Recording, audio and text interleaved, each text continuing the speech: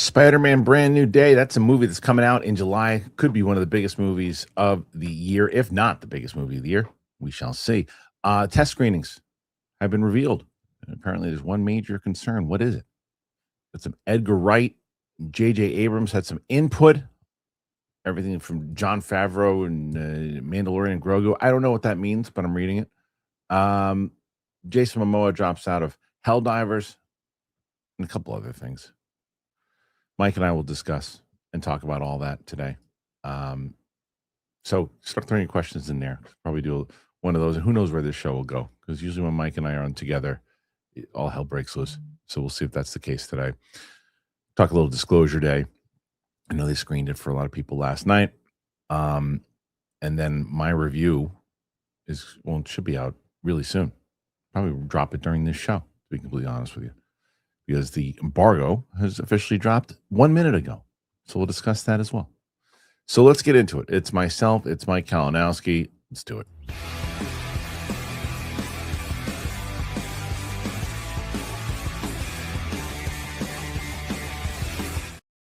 I think SIKED is spelled wrong. Welcome back, everybody, to the show here today. It's myself, Mike Kalinowski, both back, and here we go. Yeah, so last night, disclosure day, a lot of people saw it. Roka saw it. Roka loved it. Did he? Yeah, Roka loved it. Roxy saw it, not as much. You know, it's interesting because I saw you did out of theater though, didn't you? So I couldn't even imagine how it did, and I know it because I do the UAP stuff also. That it would probably be better, but it literally, as of this morning, was the highest watched out of the theater that I've ever done. It was up until yesterday. It was Fantastic Four, which was like 174, and now the new one's at like 180, which is crazy. Wow. Yeah, I saw that, but then I didn't realize what was going on, and then I saw a couple reactions last night, and not very favorable. So I'm like, who? People on social media. So I don't know who they are. They just filter up because I was clicked on one, and then the algorithm. So just random people on Twitter. So I don't know their gauge of movies. I don't know if they hate Spielberg. I don't know if they hate UFOs, but they were just like, it's Spielberg, but not in a good way. But they love the score. The score was great. I don't know. I guess I watched. I have no stake in this game. Not yet because you haven't seen it. So yeah. I really dug it. I thought it was a kind of classic Spielberg. I was engaged with it. I thought that Emily Blunt was incredible. One of the best performances maybe ever for her. Josh O'Connor was really solid in as well. There's a train scene in this thing, is all I'll say, that is like next level. It's so good. Okay. If you don't like the ending of the movie, you probably won't like the movie. I happen to really like the ending of the movie. I think it makes sense overall for what they're doing the entire movie. I thought Colin Firth was pretty solid. I don't know. I dig it. It's one of my favorite movies of the year, to be completely honest with you. I'm just because it was also different for me because I'm just. But it's also in your wheelhouse. This is like your thing. Yeah, but I'm also tired of seeing the same old shit over and over and over again. Yeah. It's like the same. Let me ask you this: does this lean more? I'm trying to think of like comparison. War of the Worlds or Close Encounters? Yeah. Does it go one way or the other? Yeah. Even though I haven't seen Close Encounters all the way through, I know enough about it, know the tone of it. I've seen enough. It's more Close Encounters. I mean, it's not. Okay. Yeah. It takes. It doesn't bill itself to be anything other than that. No, it takes things from the idea of the last 70, 80 years of a cover up in those, and it puts this original story that takes those things. It's more to ask yourself the question of what do you think, what do you believe, what do you think humanity is type thing. That's really what it is. It's not like a vessel for like, hey, guess what? This footage he just put in there, that actually came from the government. I don't think anybody really thought that was coming anyway, but it's like, but that's not what this is. This movie is I always thought what would be interesting is almost like a true story based on a lot of this stuff in the vein of like The Post, right? This isn't that. This is more so. This is more Close Encounters for sure. Okay. Yeah, and it's someone says it's kind of got the premise of Minority Report. Kind of. It does. It definitely feels like a kind of Minority Report type Spielberg movie. Okay. With Josh O'Connor in the Tom Cruise thing. So essentially, again, the non-spoiler review of it is Josh O'Connor's been working for this company for a long time, decides to go rogue, take the information that he has, and he's going to disclose it to the world. But in Colin Firth is the antagonist trying to stop him. And along the way, Emily Blunt, who's this weather lady, goes through this thing that's in the trailer, and then things start happening to her. So the question is, why are they linked up? What is their purpose? And we have to figure that out along the way. I think I saw the first teaser, like last year they dropped a teaser for it, and I haven't seen anything since, so I don't think I'm gonna watch anything. I'm just going blind. That's what I'm doing tonight for Furious. Furious. I don't know what the hell it's called. Yeah. I until yesterday I didn't even know it was. Someone compared it to like, it's kind of like The Raid. I was like, don't tell me anymore. Roku started telling me like who was in it. I don't know anything. I'm going to see it tonight, and I'm just going to walk into the theater and we'll see what happens. I mean, they're going to be like I use like The Long Walk as the example because I didn't know anything about that. I didn't even know it was a Stephen King book until I walked out or until I saw the credits. And I loved this. One of my favorite movies of last year. So I like doing that. And I'm very aware that I have the luxury of doing that because some people, you can't do that if you're going to spend money on the movies, right. Because you don't want to waste your money on what the hell am I watching? So I like going in blind. I think it represents the out of the theater is a little bit more pure also because like I don't know what the hell this movie was, and then I saw it, and then this.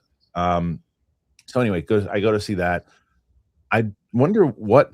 Let's see, because the Rotten Tomato score for Disclosure Day is probably coming in now. So the reviews just dropped right now. Just dropped to 12. So oh boy. So or 9 your time rather. Yeah. So let me see. Nothing yet because I mean it literally just dropped. Yeah. So we'll see maybe by the end of the show what it is. What else I got going on? So I started watching Andor with Sam.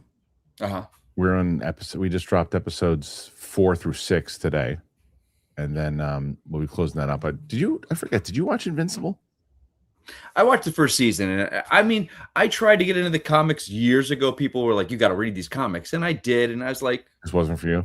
It's a riff on Spider-Man, at least those early books. Yeah, and it was fine. It just didn't hook me. I did a watch along for back when we were with, I want to say Skybound. You did. I now that you say that, I remember. I did like the first 3 episodes. I think they're all. It was fine. Yeah, but I never. So we just finished season 1. Yeah. We're gonna air those episodes tomorrow, me and Ming. I love it. It's pretty great. Okay. I think it's pretty great. But anyway, so when it comes to Disclosure Day, when it comes to all this stuff, I'm very curious what you guys think. Put your thoughts in there. Let us know what you're thinking. You just mentioned Skybound. I launched the Schmodown Vault channel. Yeah. And so there's a little mishap with it last week with YouTube, but it got that back working now finally. So yesterday we dropped. Who the hell was yesterday's match? Oh, Tiffany versus Finstock. Tiffany Smith. Yeah, which was it really was the first kind of peek into the madness that was Finstock. Yeah. So I can't imagine someone like Tiffany trying to do a thing with him. It was amazing because they had this long-standing thing from the Schmoes No Show, and he carried it over into the trivia match and it started. So that was pretty good to see. And then today's match, I don't even think you're probably not gonna recognize this guy. The kid, or the original kid, versus JTE. I have no idea who that is. Brando was his name. He's actually directed movies now. He reached out to me recently. I always liked the kid a lot. He was this Italian kid. And he, I don't know how he found us. He was a fan of the show, and he came in. He was an intern for a little bit, but he wound up. He's directed movies and stuff, and he's doing pretty well for himself. Hey, let me ask you. Speaking of the kid and whatnot, you're a big Sopranos guy, right? Yeah. So I don't know. The algorithm on Instagram and Twitter. You click on one video, so that's your whole feed now. So I've been getting. I never saw Sopranos. Still this day, but I get all these clips now. Did that show devolve into parody at any point? No. So it's just, hey, T, Tone, Chrissy, T, big pussy, T. Like it just you're just seeing clips of it though. You're not seeing the whole I know, but I'm just like the whole it's almost like I know it's not. I mean, I'm kind of being facetious here, but hey, Maron, T, I got Chrissy, hey, you fucking bag of goods. And it's just like a bag of goods. Everything. I'm like, a bag of goods is a good one. Yeah. Can you shut your fucking hole, Chrissy? Get a gabagool. No. But like, I don't. But I'm kind of like now. I kind of want to watch it. You should. Yeah. I almost want you to hold off, and because Winston's never seen it either. Yeah. Maybe you guys watch it on the channel. Oh together. God, get him and I together on that fucking show. I know. I could already tell what that's going to devolve into. I know, or maybe even I see that the problem is that I just can't guess how these things are going to do. Yeah, and it's like to get both you guys on there at the same time. It might just make sense for me and you to watch it. We should watch it, and I'll show up every day as some Italian mobster. It would be hilarious. Baba Goots. If you dressed up one show as Paulie Walnuts, it would be amazing. That's the guy with the hair, right? Yeah. I think he'd be your favorite. Oh, T, come on, T. Hey, Chrissy. There's some really funny. Hey, I saw Joey. He was blowing the foreman. I saw that clip. Oh yeah, that wasn't Joey. That was what's his name? Vito, Uncle Vito, Uncle Tony, T, Chrissy. Yeah. So there's a lot going on. All right. Now the other thing going on is that Mike has to go up against Roca, who had a phenomenal day yesterday. Holy moly! Christ. Over in like the 130s, 140s, but still with some big donations coming in. So Mike's got to, like I said, we don't necessarily have to hit 120, 130, but Mike needs some big donations in order to take out Roca. We'll see, because the way we do it now is monetarily, whoever wins gets the bonus at the end of the week. Last week Go ahead. Know what you're saying. So last week was Smets. Does Roca have like for the days that we're on? Mm-hmm. Do certain people only watch on certain days? No, or is it just random? No, it's random. I mean, we had a lot of the regulars that were in yesterday, and other people were just asking a lot of questions yesterday too. So you never know. I mean, look, you already got 11. Not bad. Yeah. Not bad. So let's get to this main topic, because I'm curious about it. And you got the Spider-Man Brand New Day coming out, and the first reactions have been revealed. The early reactions for Spider-Man Brand New Day test screenings have been revealed. And while they're overwhelmingly positive, there is one caveat that's raising a few eyebrows. Spider-Man's Brand New Day swings into theaters next month, and we finally have some news on test screenings. It appears that Sony and Marvel have limited those, likely in an effort to prevent the usual deluge of spoilers that frequently leak from them. While we wait on Sony to release the next trailer for the movie, which, as we write, has leaked at least 3 times, the Ringerverse has shared some insights into what they've been hearing about the reactions. Maybe they didn't like the ending as much, but the movie is testing like effing gangbusters right now, and we'll just see how far that goes. This bodes well, though it's concerning that the ending doesn't necessarily stick the landing, but there could be a number of any reasons for that. Of course, we reportedly heard about Spider-Man Brand New Day wrapping up in a way that takes Peter off the board for Doomsday, whether that's the wall crawler's apparent demise or a cliffhanger that teases an imminent incursion. It hopefully won't take anything away from an otherwise great movie. Frank Castle is perfectly at peace in a world of absolute darkness. That's what John Bernthal said. He's not looking for a buddy. He's not looking for a friend. He's not looking for a hand to pull him out of the hole he's in. He's fine living in there. In fact, all he wants to do is dig deeper. Let's see. Meantime, check out some of the new promo art. It's pretty cool. That's pretty great. That's a good shot right there. Following the record-breaking success of No Way Home, Brand New Day begins a new chapter. Yeah, right, we don't need to know anymore. So, look, I take this with a grain of salt, because you didn't like the ending. Who didn't like the ending? One guy? 2 people? I mean, I didn't. I'm going to talk to 5 people about Disclosure Day, and there's probably 5 of them that didn't like, or 4 of them that didn't like the ending. Or maybe there's 3 of them that didn't like the ending. Maybe the other 2 loved it. Or maybe the vice versa. Maybe 4 of them loved the ending and 1 of them didn't like it. It's only 5 people. What did 50 people think of it? What did 100 people think of it? If 200 people saw the movie and 200 people were like, the ending's not that great, that's a problem. But I don't know who. What did they like about the ending? Does this make you nervous at all? Because I know you're not too high on this movie anyway. It's not that I'm too high on it. I'll see it, and I'm sure it's going to be good. Like, there's nothing, like you said, like with Disclosure Day for myself, or Furious for You. I want something I want to go in and be like, it's something I didn't expect. Okay. I just want something I'm not going to expect when I go to see a movie. I want to see something different, away from formula, basically. And maybe that's why my hype is not there. My hype is not there for Supergirl yet, because I'm like, I feel like I know what I'm going to get and I'm going to enjoy it. Like Mhm. it's like going to a place to get something to eat, a burger, and you go there a lot and you get a burger, and that was a damn good burger. I enjoyed it. Like, so I Right. want to go in and go, holy shit, that surprised the shit out of me. I didn't know I liked Yeah. truffle fries on a burger. Yeah. I don't know. So, I mean, it's going to be like, I like Daniel Destin Cretton, or Me too. I like him a lot. That's for me. That's the one but I liked John Watts. I know a lot of people have problems with him, but I liked him as a director. Holland knows Spider-Man, so yeah, we'll see. Yeah, I'm curious how the hand plays into it. That's a weird one, but yeah, I mean, I don't know. Like, look, the good neuse is that people seem to be loving it. It's just maybe they just, who knows.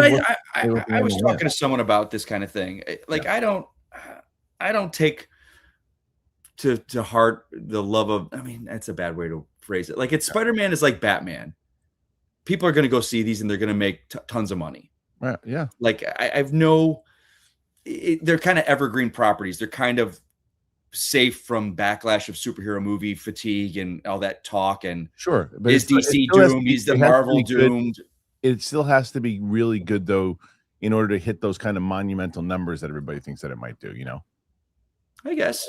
But I don't disagree that it's gonna do well regardless. Yeah, but if a movie like Spider-Man, let's say, did $750 million, I don't know how it plays out with Marvel and Sony and how they got to split the profits. Right. But that to me seems, if your budget's to something, still a success. I don't think Marvel sees anything from it. I hope we don't reach to a point with Spider-Man where it's like, oh, it didn't hit $1 billion. Not good. It's a problem.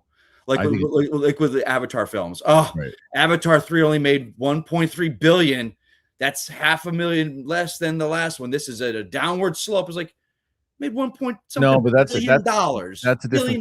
That's a different conversation. That example is a different conversation. Because that movie cost an insane amount of money in what it had to make back in order. You're still hold on. The Avatar movies are still costing an insane amount of money. Yeah. How? Don't they have the technology already? I mean, it still costs money, and all the people that got to do all this stuff and how big it is in general. The budget on the last one, what's it called? I forget. Fire and Ash. Fire and Ash, right? Avatar, Fire and Ash budget. Okay, let's compare the two. Almost $400 million that movie to make. Yeah. Holy shit. Right.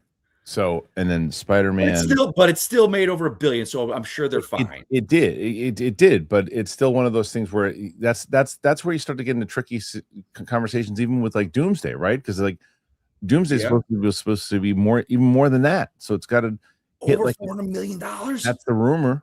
But also, here's the thing with, I think maybe I'm looking at it differently. Avatar is its own thing.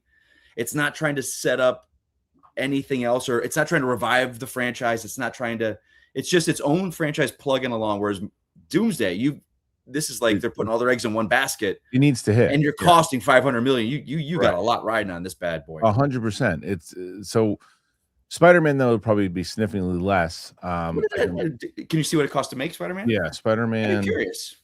I'm gonna say 220. Brand new day budget. 275. That's an estimated production budget of 275 alongside. I mean, I understand why you would take that risk on that movie though. I get it. I understand why you take the risk. Because the last movie did 1.8 or some crazy shit like that. So, and that was right. And people were just going back to the movies at that point. This movie's going to make that, if not more. Okay. Yeah. I wouldn't think not. So Disclosure Day is the Rotten Tomatoes score is out currently after 60 reviews. You want to guess what it is? Oh shit. So we got 60 reviews. 60 reviews. I'll say it's at 78. 90. Oh shit. Big. That's 60%. So it could go a little up, a little down, but 90%. Count me in that 90%. 100%. So anyway, comes to the screening alone. Does this mean anything to you guys? Do you think that the ending is going to be a problem, or is it just one or two people, and who the hell knows what they had a problem with the ending was? Put your thoughts in there. Let us know. Before we come back to some more stories, let me tell you guys about our good friends over at Kachava, tell you about Cash App. Right back. You know, one of the things I've been doing a lot of lately with the gym, I've been taking walks, longer walks, and I'm going to keep up with that during the summertime. And I just make sure I like, especially as the weather's getting better here, I like being in the sun. It works. And that's what I really like about Kachava. So Kachava, it's so easy. It's an all-in-one nutrition shake. It doesn't matter where you're going.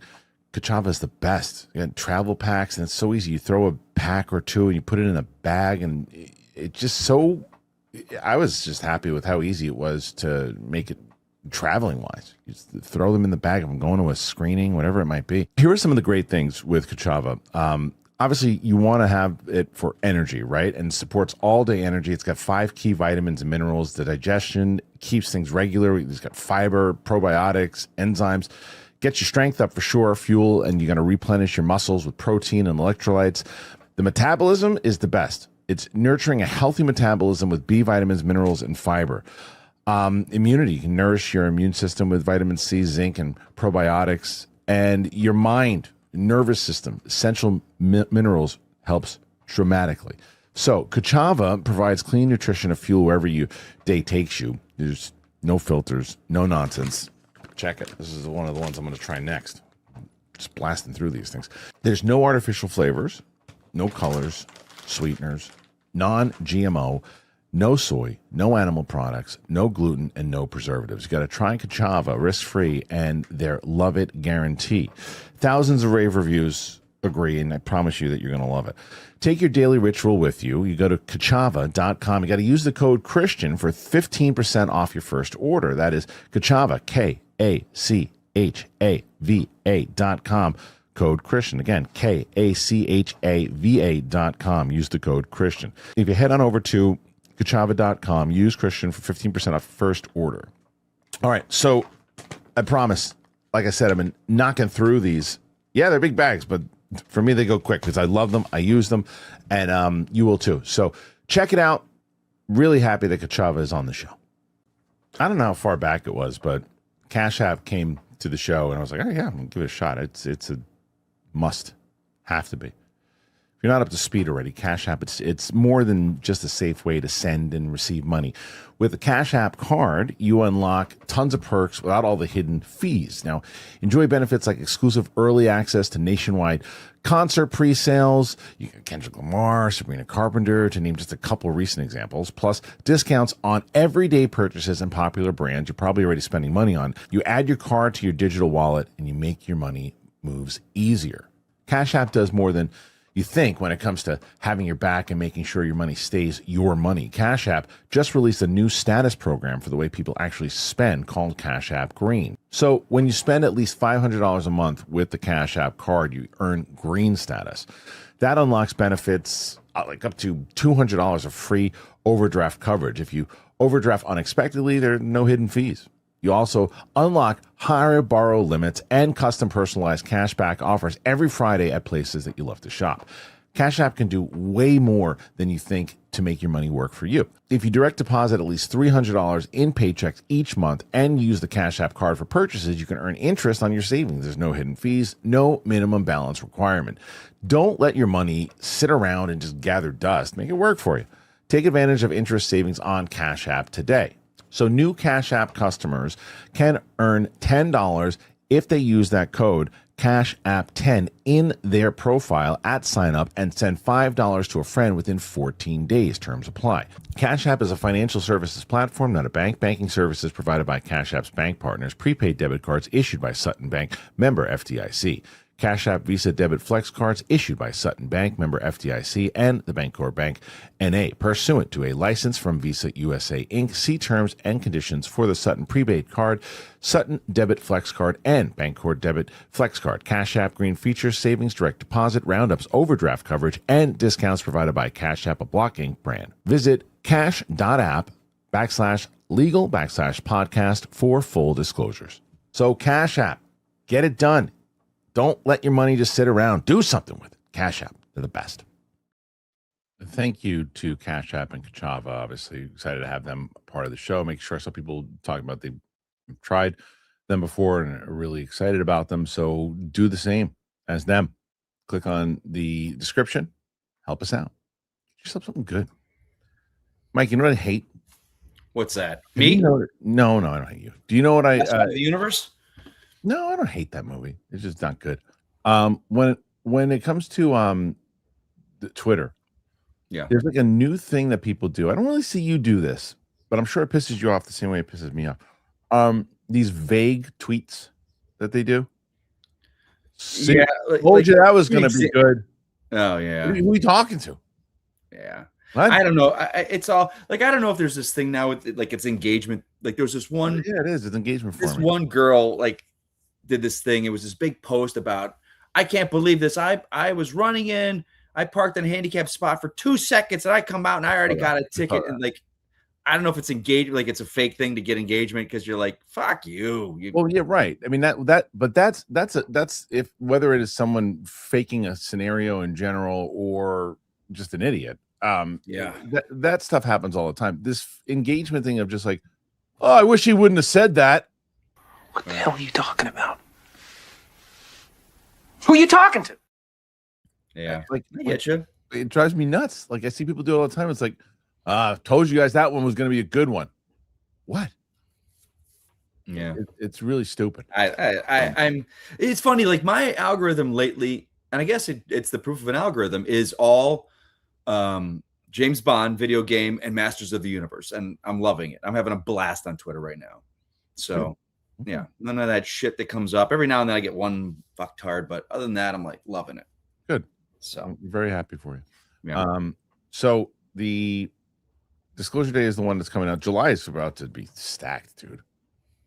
Got Minions. You got okay. So let me ask you this. So we talk about Minions. We talk about stacked holidays. So back. I'm trying to think back in the day.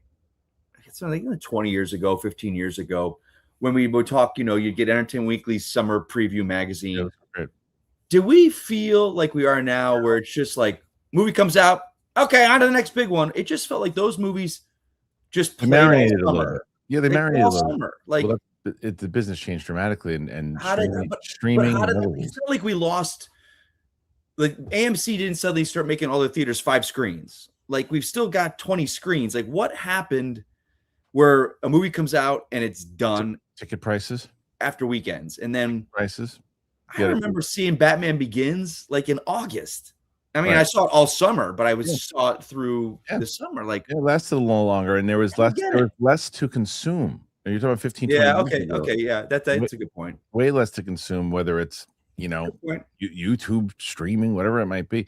There's just you really got to get people out of the freaking house now because you're giving them so many reasons to not leave the house. I miss the good old days. Me too. I'm with you. I like the idea. I remember, dude. I remember just going to the movies with my dad, and he's like, "Let's go to the movies. Let's plan. I don't know. Figure out when we get there." And you look at the thing, and he goes, "It's a Bruce Willis movie. You want to see that?" I was like, "Great, let's go see that." But that never happens anymore. Yeah. So yeah.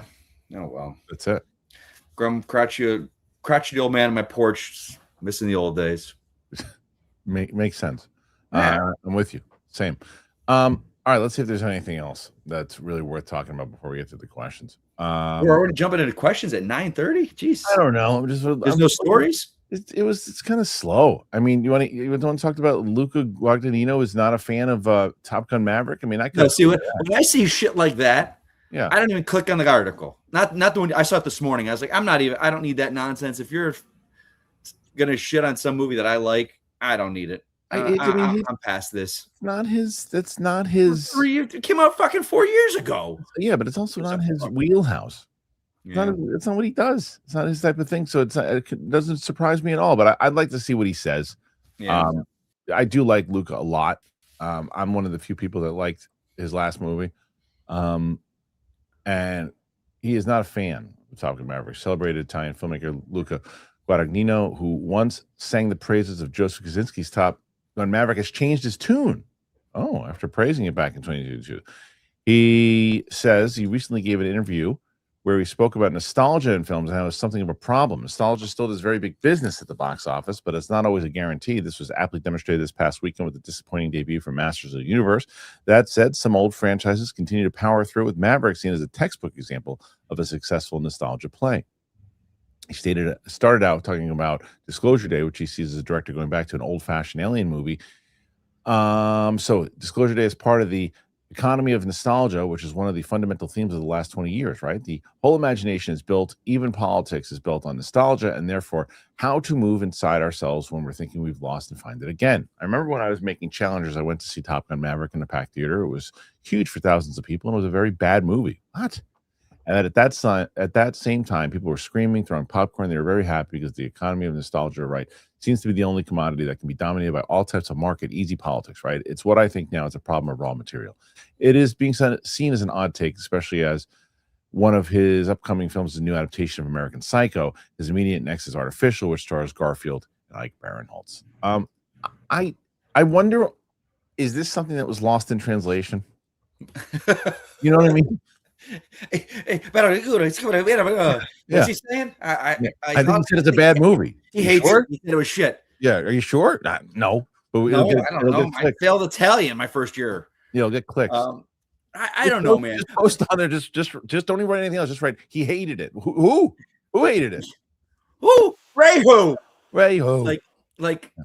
He brings up a good point on nostalgia, because I've been thinking about this a lot over the past weekend with Masters, and nostalgia. Can we get these fucking posts that I get now? Like, can we finally get rid of the 80s nostalgia shit? Like, fuck you. Right. But like, look at Top Gun Maverick. That's an 80s movie that had no transfer. Because I'm trying to think like Turtles. Big difference between He-Man and Top Gun. But in the sense of what? In the sense of it was a big blockbuster, huge movie that stood the test of time in pop culture and stayed there. He-Man was for one generation, that stuck around with one generation, that generation got excited about to see. Top Gun is a generation of our generation. Like, if you get you have a kid that grew up in the 90s and you show them Top Gun, they're like, what the fuck is this gay shit? But they knew about it. It stuck around. He-Man didn't stick around. Sure, it did. Not the way the Top Gun did.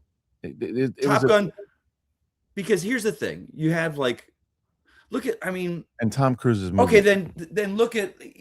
I think my point of the conversation is they're gonna keep mining nostalgia, because sometimes it hits and sometimes it doesn't. 100%. Look at Barbie, that's definitely. It hit me. I didn't grow up with Barbie. I never had Barbies, but I love the movie. Yeah. So it's just like you gotta. This guy talks bad about nostalgia. I think it works in the sense that, and I think. I also think, look, here's the other thing about Luca. The other thing, he's like, and I like Luca a lot. I really do. I happen to really love his movies, but I think that he's, with an interview like this, he falls into the hoity-toity, I'm a filmmaker, not a movie watcher. And it's like one of those things. And I'm an auteur. And it's like, you don't do that. Don't be that guy. Because the other thing that he's probably pissed off about, and after The Hunt bombed, right? It didn't get the Oscar recognition they thought it was going to. And again, did he do Challengers? He did Challengers. So he did a movie about Zendaya having a threesome. Let's pipe down on the highbrow if he's going to be a highbrow guy. Well, no, it wasn't. Did you see the movie? Because that's not really.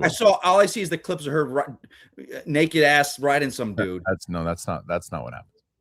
It is what happened. I saw her naked ass. It isn't what happens. I've seen the movie. It is a more highbrow movie. Whether people like it or not. He did Call Me by Your Name. He did other things. He does those movies. I think that he's probably a little pissed off that people are going out to see those movies, and he didn't get any praise at all. The person that got praise was Julia Roberts in that last movie. He didn't, and it was like, that movie doesn't really. He's trying to do too much. So he's probably like, well, why are people not seeing this? Nostalgia. That's all people care about. I saw Challengers the first time in the 90s when it came out, and it was called Threesome. That was a great movie. Not the same movie. It really. You can't. You sound like my mother-in-law when it comes to. You didn't even see it. Yeah. She shouldn't win the Oscar. Why? You didn't like the movie? I didn't see it. Well, then how do you know?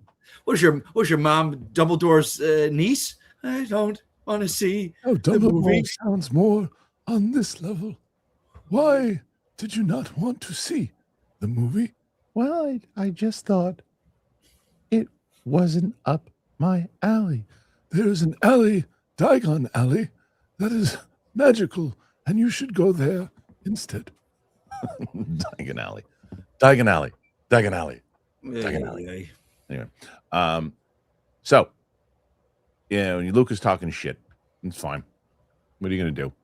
I don't think he should. I just never understand. But here's the other thing, and again, I say this lovingly for him. There is no way that his comments have the same kind of impact that, say, Martin Scorsese did when he was talking about Marvel movies. Because mainstream, how much of the mainstream audience really knows who Luca is? Yeah, I know. I don't know. Whatever. Yeah. Whatever. Trying to think what else to. I don't know what else. I mean, story wise or what? Yeah, story wise. Because one of the ones you posted on there kind of leans right into this. So disappointing weekend for nostalgia. Oh yeah. They're just going on Jem now. All right. Well, that has an even smaller fan base. No, but there's a difference there. That's a good. Everything's a difference with you. But there's a difference there. You don't look at the facts. Oh wait, because you dopey asshole. It's not a movie. It's a TV show. There's a difference. That's what Masters of the Universe should have been. Should have been a TV show, not a movie. No one's going to see that. All right, here we go. Look at this. Talk about this instead. Speaking of nostalgia, Edgar Wright, J.J. Abrams had input more. Everything Jon Favreau shared in the Mandalorian and Grogu commentary. There's a commentary for it already. Is it out already on digital? Did they put that on digital already? Fuck off. Can't believe. No. They released a commentary for the movie, and we have a breakdown of the biggest and most interesting. Don't say anything bad about it. PLD will start spinning around in his chair. Don't say anything. Don't say a negative word about it. I didn't see it. Fuck off. Despite mostly positive reviews from fans, The Mandalorian and Grogu looks set to flop at the box office. The movie has already fallen out of the top 5 in North America. I predicted it last week. People told me I was nuts to say that it wasn't going to be number 5. And it will end its global run having grossed even less than 2018 Solo: A Star Wars Story. That troubled spinoff made $393 million on a reported $300 million budget, while the big screen follow of The Mandalorian only cost $165 to produce. Profitability is a big ask, even as Disney touts strong merchandise sales. For fans of the movie, there's a new way to watch the movie thanks to an in-theater audio commentary with Favreau. Great. Favreau, who created The Mandalorian ahead of its launch, reveals the movies have inspired him. You can read its entirety by visiting the site. Here is a selection of the particularly interesting highlights. Mike, can you see this? Wait, are you not on there? Hold on. I'm on. Let me put my glasses on. Yeah, I can see it. Can you read the bullet points real quick? Yeah, hold on a shit. Yeah, okay, so these are his things. Rather than beginning with the traditional introduction, the movie throws viewers directly into the action. The approach is modeled after the openings of Indiana Jones and James Bond movies, with Din and Grogu already in the middle of a mission when the story begins. All right, good. To create the interior of the AT-AT, the filmmaker looked at the design work featured in Star Wars Jedi Fallen Order, using the game as a key point of reference for the set. The film's opening title sequence takes cues from Tony Scott's Top Gun, definitely. Similar visual techniques are used in both movies. While developing Nal Hutt's appearance, the creative team drew inspiration from earlier depictions of the Hutt homeworlds across Star Wars media. The snack Grogu munches on, cares. Edgar Wright, known for Hot Fuzz and the Shaun Dead, recommended moving Embo's introduction earlier in the story. As a result, the bounty hunter can be spotted on Navarro Spaceport before launching his assault on Din and Grogu's residence. During production, J.J. Abrams stopped by and provided input on incorporating the Anzalians into the movie. Is the Anzalians? Is that the freaking Babu Frick? Dude, I'm out of the schmode. I don't need to know that shit. Fine. Big pipe, huh? Wasn't part of the script. Voice actor Shirley Henderson came up with that line during recording. Although Din has his helmet removed by the Hutt twins during the film's finale, Embo never actually sees his face. Favreau wanted Grogu's role as Din's caretaker to echo Yoda. I hate that I'm about to say this. I'm so bored. I don't care. I haven't even seen it. So I probably won't see it in theaters. None of that's interesting to me. I'm just bored. None of it. As I'm reading, I'm like. But I disagree with the one. Great, by the way. I disagree with the one comment at the top there that where they say it's a flop. Like, I think it made money, so it's not a flop. It did not make money. So are you sure? Yes, it costs 180 million to make with marketing. With marketing, to 280 needs to make around 300 to 315 to break even. So what's it make? 280. Oh yeah. Oh yeah. I'm sorry. Maybe it breaks even. Maybe it breaks even if it's lucky. That's interesting. I don't know. I'm not a box. I don't know anything, man. I don't know. I'm. Yeah. I don't know, man. I'm just disappointed, I guess. Yeah, look, Star Wars right now. Look. What? Until you stop reading, you tuned out. It's like because there's no excitement. You used to remember when Force Awakens came out, and like if shit like that. You're not wrong, dude. I tell people all the time, like I saw the sequels, the prequels, opening night. I haven't seen this one yet. Like, and again, be honest, I know I break your balls, but was any of that interesting to you? Double thumbs up. I fully admit that maybe Star Wars is just not for me anymore. I will never go online. I'll never go online and like, fuck this. They ruined Star Wars. Bring it back. It's like, I've still got great Star Wars content. I hate using that term. Yeah. I've got all the physical media of the movies that I love. I've got the shows that I do love. I can rewatch. Like it's all there for me, and I can dip into that. But I'm just not excited for anything new. So I would not be surprised if PLD's like family helped invest in this movie. He said with the tax credit, it's closer to 140. We're gonna hit 300 by Thursday. PLD, you're becoming the Mike Kalinowski of 2016, bending over backwards to defend Batman versus Superman.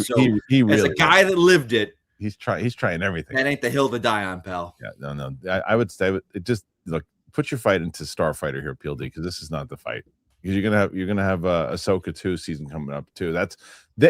I hope this is where Filoni can really change perspective with Ahsoka season 2. If it's the same freaking thing as Ahsoka season 1 and he learned nothing, he's like, well, that's what I'm gonna do. I'm gonna make it, even though there's all these criticisms and all this stuff too. I'm just gonna make it the way that I do. I don't think they're changing shit in that. Well, the only reason I would even venture into normally I would agree with you on that, but the reason why I would say, well, I don't know, maybe he's going to do something different is because instead of shooting all in the volume, he took a page out of Andor and they shot on real locations. This one, they didn't do that in season 1. I mean, but that's just one thing. That's one aspect. Totally, they got to actually write dialogue that doesn't sound ridiculous. They have to actually, keep their characters consistent with the other stuff that they'd set up in the past. So I don't know, so we'll see. I mean, PLD says he heard they're taking big swings, so okay, well, look, hold on. Ahsoka's taking big swings. I was gonna say Starfighter ain't a big swing. No, there's stuff there that is in the wheelhouse. Yeah, there is stuff that I really did enjoy. Yeah. And then, but if they get more into the under over or whatever that thing is, and I'm just like, oh boy. War Between Worlds, you mean? There we go. Whatever. If they're bringing that thing back, I'm like, I mean, they might bring it back to see if maybe that reboots some stuff. I don't know. They could use it to change things up potentially in the timeline, which would be interesting. But I don't know if they will do that. They definitely have to take some. They got to make it different. They can't do what they did last time. Some of the choices were so stupid and childish. It was unbelievable. But we'll see, because if that delivers, and you're like, there's been shows before, you're like, I didn't like season 1, but season 2 is great. I'm hoping that's what happens in season 2. I'm hoping season 2 is great, and we're not even getting it next year. I don't know, man, because everyone's raving about Maul, but that ain't bringing people back. Well, Maul's also it's hard with animation, right? Because you've got select, no matter what, even though our good buddy Fanimator isn't here anymore.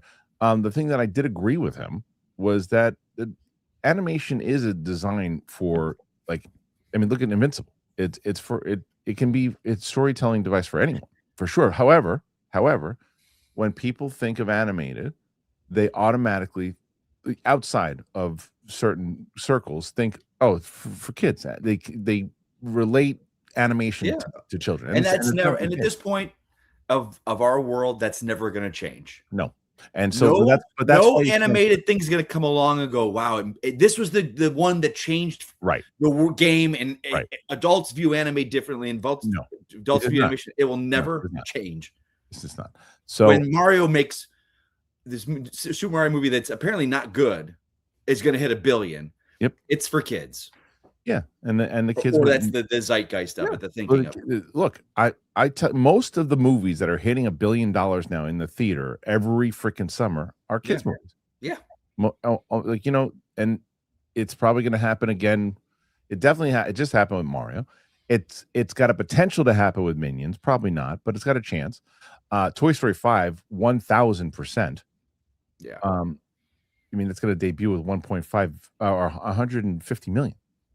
Yeah, it's going to cry. So anyway, when it comes to getting advice and all those other things, okay, fine. You got advice from people. It's not as exciting as it used to be. Remember when we were like, oh wow, so and so came in, the director came in, and they were helping work on this shot on Tatooine. What was actually a big story like that was the Starfighter news that Tom Cruise kind of came in and was working on lightsaber fights. That's pretty great. That's exciting. Yeah. But everything else, I don't know, man. I don't know. It's just it needs a facelift. Star Wars really, after Mandalorian and Grogu, really needs a facelift. And they need their Marvel DC moment of recognition. Like, okay, hey, something ain't working. We gotta do something. I think shifting tone at this point. It's like I don't know what to do. I have no idea. The whole point that people are always going, oh, but it's always been for kids. Okay, fine. That's such bullshit. First of all, it is bullshit. But let's say that it was. Well, that's not working anymore because kids don't give a shit about Star Wars anymore. They don't. Yeah, they don't. On Mando and Grogu, they try to change it up. Great example of that. So we talk about kids, like Nate's kids back when they were younger. For them, and especially still their youngest, Spider-Man, everything. So that's why Spider-Man is evergreen, and that's why this brand new day will make over $1 billion. Yeah. But like so now I've got two really good friends of Shannon and I. They have kids. They're like 9 or maybe 8 and 5. Not a single Star Wars toy around. No. Not a single one. And their parents are movie people. They're in movies. They're like, they don't. And she had like Spider-Gwen pajamas. Mm-hmm. Like one time we came over, and he had like Miles Morales pajamas. But like Star Wars is nowhere in their house. No, and that's a normal American family. It is, but the other thing that what it does in order to sustain, in the way that it's sustained for us, is that, and it goes to your argument of why you hate that argument has always been for kids, and I agree with you, is that it wasn't just kids that were falling in love with Star Wars. Like the kids' parents that took them to see those movies were falling in love with it, and people are waiting online. Clancy Brown told me about when he went to see it. He was like, in his 20s, and he skipped school to go and see it. But it transfers over, right? And then Spider-Man, the example you just gave with Nate's kids, Spider-Man, Nate probably really enjoyed watching it as well. Yeah. And that enthusiasm, it pushes forward. And the enthusiasm from other people at Star Wars is like, it's not there. No one cares. Yeah, I my whole thing with the argument of Star Wars is like, but back it was originally for kids. It's like, yeah, I saw it as a kid in theaters, and because it ran for 2 years, so I was able to old enough. But I wanted to be a stormtrooper because I thought that was cool. But anytime you see the massive lines around their 20s and teenagers and 20s and 30-year-old guys and girls lining up to see Star Wars, so it wasn't like this kids movie that came out. And kids felt like that argument is such bullshit. It's dumb. But what I want to see though is if they're going to shift, because if Starfighter doesn't, let's say it just does okay. Yeah. I'm calling Kinberg and I'm going, just kidding. We're not doing that. So stop this now, or you take his treatment and you really go the Dune way, because people get tired. Oh, Andor. Go away from Andor. Take the Dune model and make a movie like that for Star Wars and start to make the brand more mature, because you don't have to go full, and I would say don't know about that. Make it more mature. You not the same. You're thinking about the story itself. The story itself, Dune, you didn't respond to, but you even said it. It's a beautiful looking film. Yeah, the tone, the tone works and all that. That's what I'm talking about. Not the story would be different, obviously, but make it who Dune is aiming towards, right? Yeah. You're like, it's aimed towards you. You just don't like it. I love Dune, but you don't like it. But it's aimed towards you. Let's start aiming it towards people who grew up with Star Wars and now have matured. Mature with them. That's what I'd like to see. You got to give it a shot. I don't know what they do. I don't know, because I know there's a contingency in that group. That's like, you gotta have a Skywalker in there. Gotta have Star Wars is Skywalker. Yeah. I'm sure there's an exec in there that's saying that. So yeah, and apparently there's another Jedi anime series what, the ninth Jedi anime series? I don't even know what that is. Yeah, I don't know what he's talking about. So and then he said, to be fair, kids movies in the 80s are different than kids movies of today. I don't disagree with that. Like, definitely not. I mean, dude, I was seeing Commando in the theater when I was like 9. Who was I just talking about with this? Like, I saw RoboCop, Commando. Right. My grandfather took me to see First Blood Part 2. Yeah, my grandfather took me to see Predator. Yeah, they were awesome. It was great. You know, it's different now. It's different. Oh, I know, 100%. It's different. But yes, either way. So yeah, kids movies. So maybe that's what our view of kids movies was. Yeah, I don't know. I just like I'm with you with it right now. It's like I have more hope than you do. Here's the thing. Let me ask you this. Hold on, but I'm with you in the fact that I don't know if it's for me anymore. Yeah. You know, I don't know if and that's fine. Maybe other people are digging it. I just don't get excited about it anymore. I hate the fact that I scoff at most of the stuff that's announced. I don't like the leadership of it. I think that they've completely dropped the ball of what it could be, and I just don't think it's for me anymore. What would it take? What would get you excited for Star Wars? Good storytelling and building characters. A project, like a project, not just a general, like kind of like not a general overview of what we're going to do for the brand. Well, if we're talking about, is there anything? Yes, if we're talking TV, yeah. I've been saying this for like 10 years. Adapting one of their novels, whether it's Darth Plagueis, Darth Bane, any of those things that you can lead with a dark side villain. You can't do that in movies, but if you did that in TV, and got a really good, again, good dialogue, good storytelling, good characters, and actually put it make it feel like an HBO Max show, that would get me excited. The movies, if they actually took the stories of Knights of the Old Republic and made a trilogy out of it and got good writers and a good director on board and developed the characters, developed the story, that would get me excited. And I think that there are other things, and the right filmmaker who pays attention to detail coming on board with, like, if you said Christopher Nolan was doing a Star Wars movie, I would go, what's that going to be?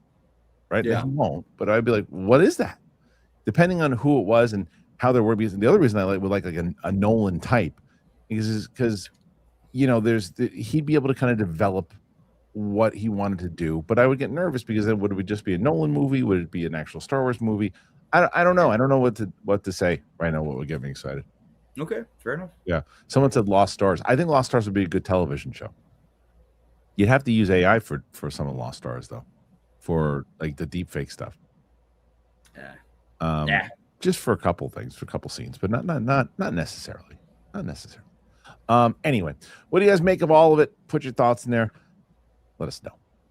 All right, Mike, let's get to the questions because you got 44 in there already. In order to beat Roku, you got to get some big. Roku was firing on all cylinders yesterday. Had over 100 and I don't know, whatever it was, 46, but he had tons of big donations came in yesterday. So we'll see. But one of the guys that helped him get over there is helping you out, Ron H. He's purchasing a brand new used electric vehicle. I am mobile electrically. World beware me, and the strain starting to take it to the street. There you go. Perfect. Ron follows it up.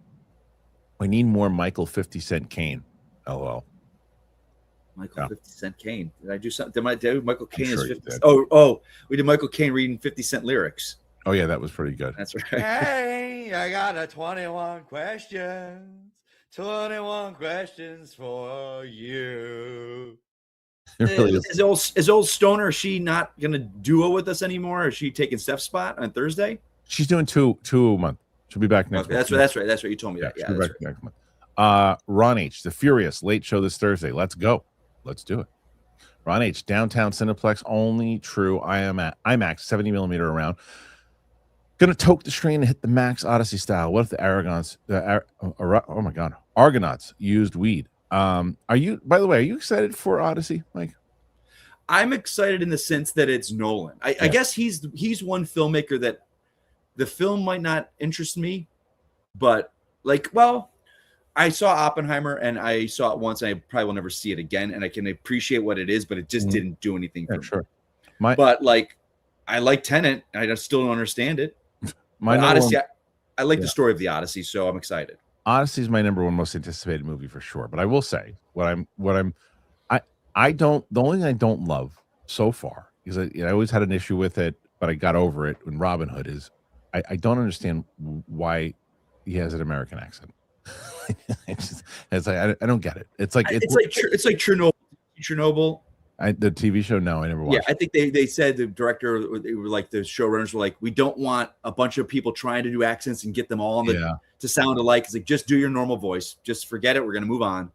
That doesn't bother me at fucking all. No, I couldn't care less. It just depends. It just depends on how it's going to be jarring. I'll see. Mustafa Agun is every. What are you waving at?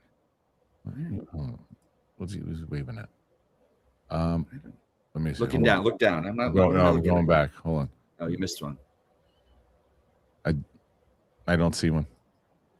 Do you see it? Can you highlight it? It's not you. PLD interrupted me in the middle of this one.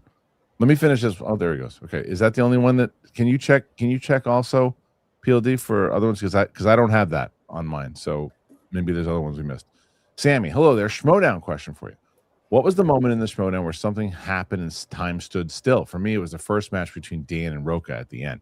To me, it was my favorite moment of all. Do you my favorite moment of all time in the Schmodown? Do I? Yeah. Is it a live event? Yes. Okay. And time stood still. Was I there? You might have been there. I think like in the audience. I think watching? You might have been okay. there. Yeah, I think you were in the crowd. Okay. You were there. You definitely were there. Yeah, you were there. Not the 4 Horsemen reveal. Yeah, 5 Horsemen reveal. But that's where time stood still for you. Yeah, because it was the moment for me. And again, people who watch in the vault have asked to not spoil stuff because they're discovering it for the first time. So I'll just say that there's a moment in there that happens of the organization. Like I put a lot of effort into that moment. Like I was at home. I remember being at home, going through all the music and listening to all the music and going, okay. And then I could see this happening here and this happening here. Put that there. They're all standing here. The smoke comes out. They do this and I was picturing it happening. I was like, and if it hits the right way, the crowd will scream right at that moment. If I do that there, and I got it, and I was like designing it, I was like designing it, and then when to see it happen and watching it, I was grabbing Ellis like this because I was like, it's all coming to fruition in the way that I had kind of foreseen it, and so that moment to me was pretty special. Okay. Did you have one? Where time stood still? Yeah, it's probably when you beat Smets, right? The first time. Oh, sorry. Well, spoiled again. It doesn't spoil anything. The Don't Tell Harry, that was a moment where everything paused for me. I was just like, wait, what's going on here? My Flash Gordon, that's another like where my body, felt like I was being pulled out and I was watching it happen in real time. Yeah. See, the time stands still for me, Ed, was because I did the design of it all. Yeah. Okay. Thank you, PLD, for that. Now I got to figure where the hell I was. Let's see. Thank you. Mustafa, again, is every episode of the Masters Universe 80 series He-Man vs. Skeletor, does a live action give a nod to the life lesson messages that each episode has at the end? The last part of that, yes. There's always like a life lesson and something that's the first part, no, it's not always a He-Man versus Skeletor thing. Skeletor is always trying to get into Castle Grayskull. He's trying to figure out the magic of Castle Grayskull, which they don't do in this movie, which I thought was a mistake. But there's a lot, actually, for as cheesy as the 80s story was, there were actually a lot of emotional moments in that one, particularly in the first episode with Teela and her like lineage and stuff. Do you know why they decided not to make Skeletor get into Castle Grayskull in the movie? No, do you? Yeah, because the power wasn't there anymore. No, but it's just the power was the off Eternia. Give me the facts. No. But there was more to it than just the sword. That was the whole point, and everything. I know what you're about to say, but I don't want to spoil it for people. But I won't spoil it anyway. But yeah, the second one you said the life lesson, they do enough. Yeah, they always do that. Yeah. Ron H. Been talking to staff at downtown Montreal Cineplex. Hope they take some of my suggestions to heart. Head office won't do shit. Too busy counting money. I'm sorry. Well, that sucks. Mustafa, hey, out of curiosity, how close are you to John Stuckman and FlickPick? Why not invite them from time to time? Surely they would be down. So I'm more. I think I'm the closest to John's. Like we text and talk quite often. And that happened again recently. I mean, we were always closer. And then he had reached out and said some very kind words about Grasping at Straws when I put it up on the channel. and we just kind of went back and forth. And we were talking, and I didn't realize he'd been trying to text me with my old number, and it looked like I was like ignoring him, but I just was not getting the text.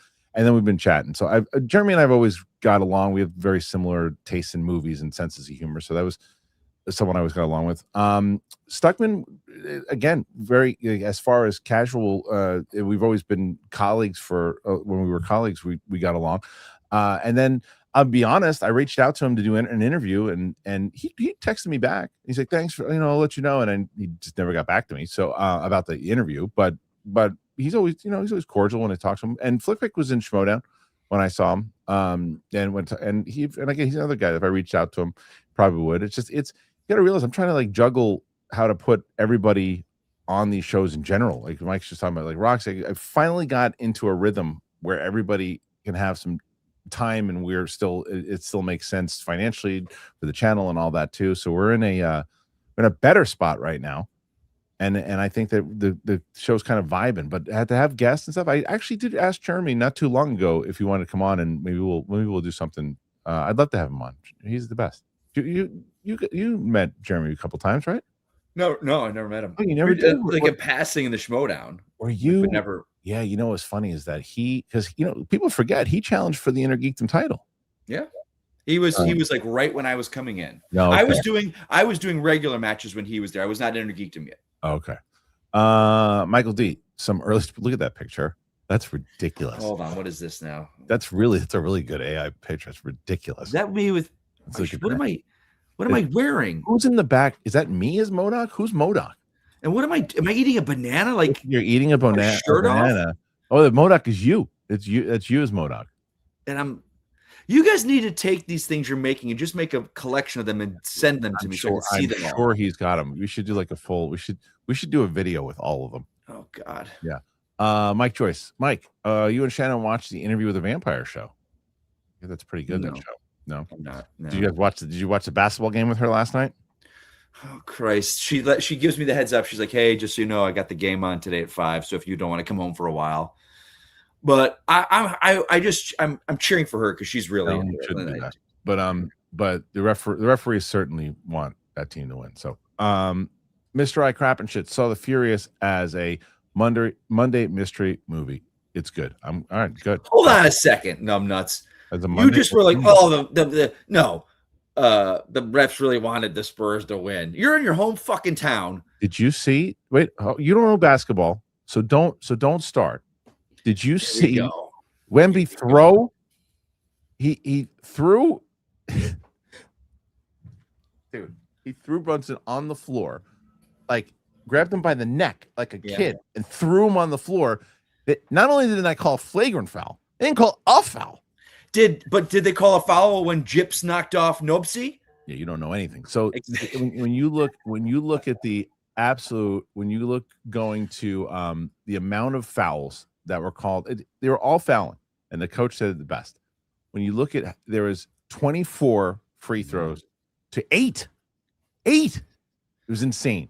Okay, all right. Knicks, and the coach said himself, Knicks didn't play great, but they were getting screwed. They were getting screwed. Okay. Yeah, it was horse piss. All right. Okay.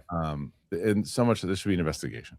All right. Okay. Aiden, what's up? It would be cool to watch up to Return of the Jedi, then go back to the prequels next year for the 50-year anniversary and build up to a rewatch of the OG trilogy on the road to Starfighter.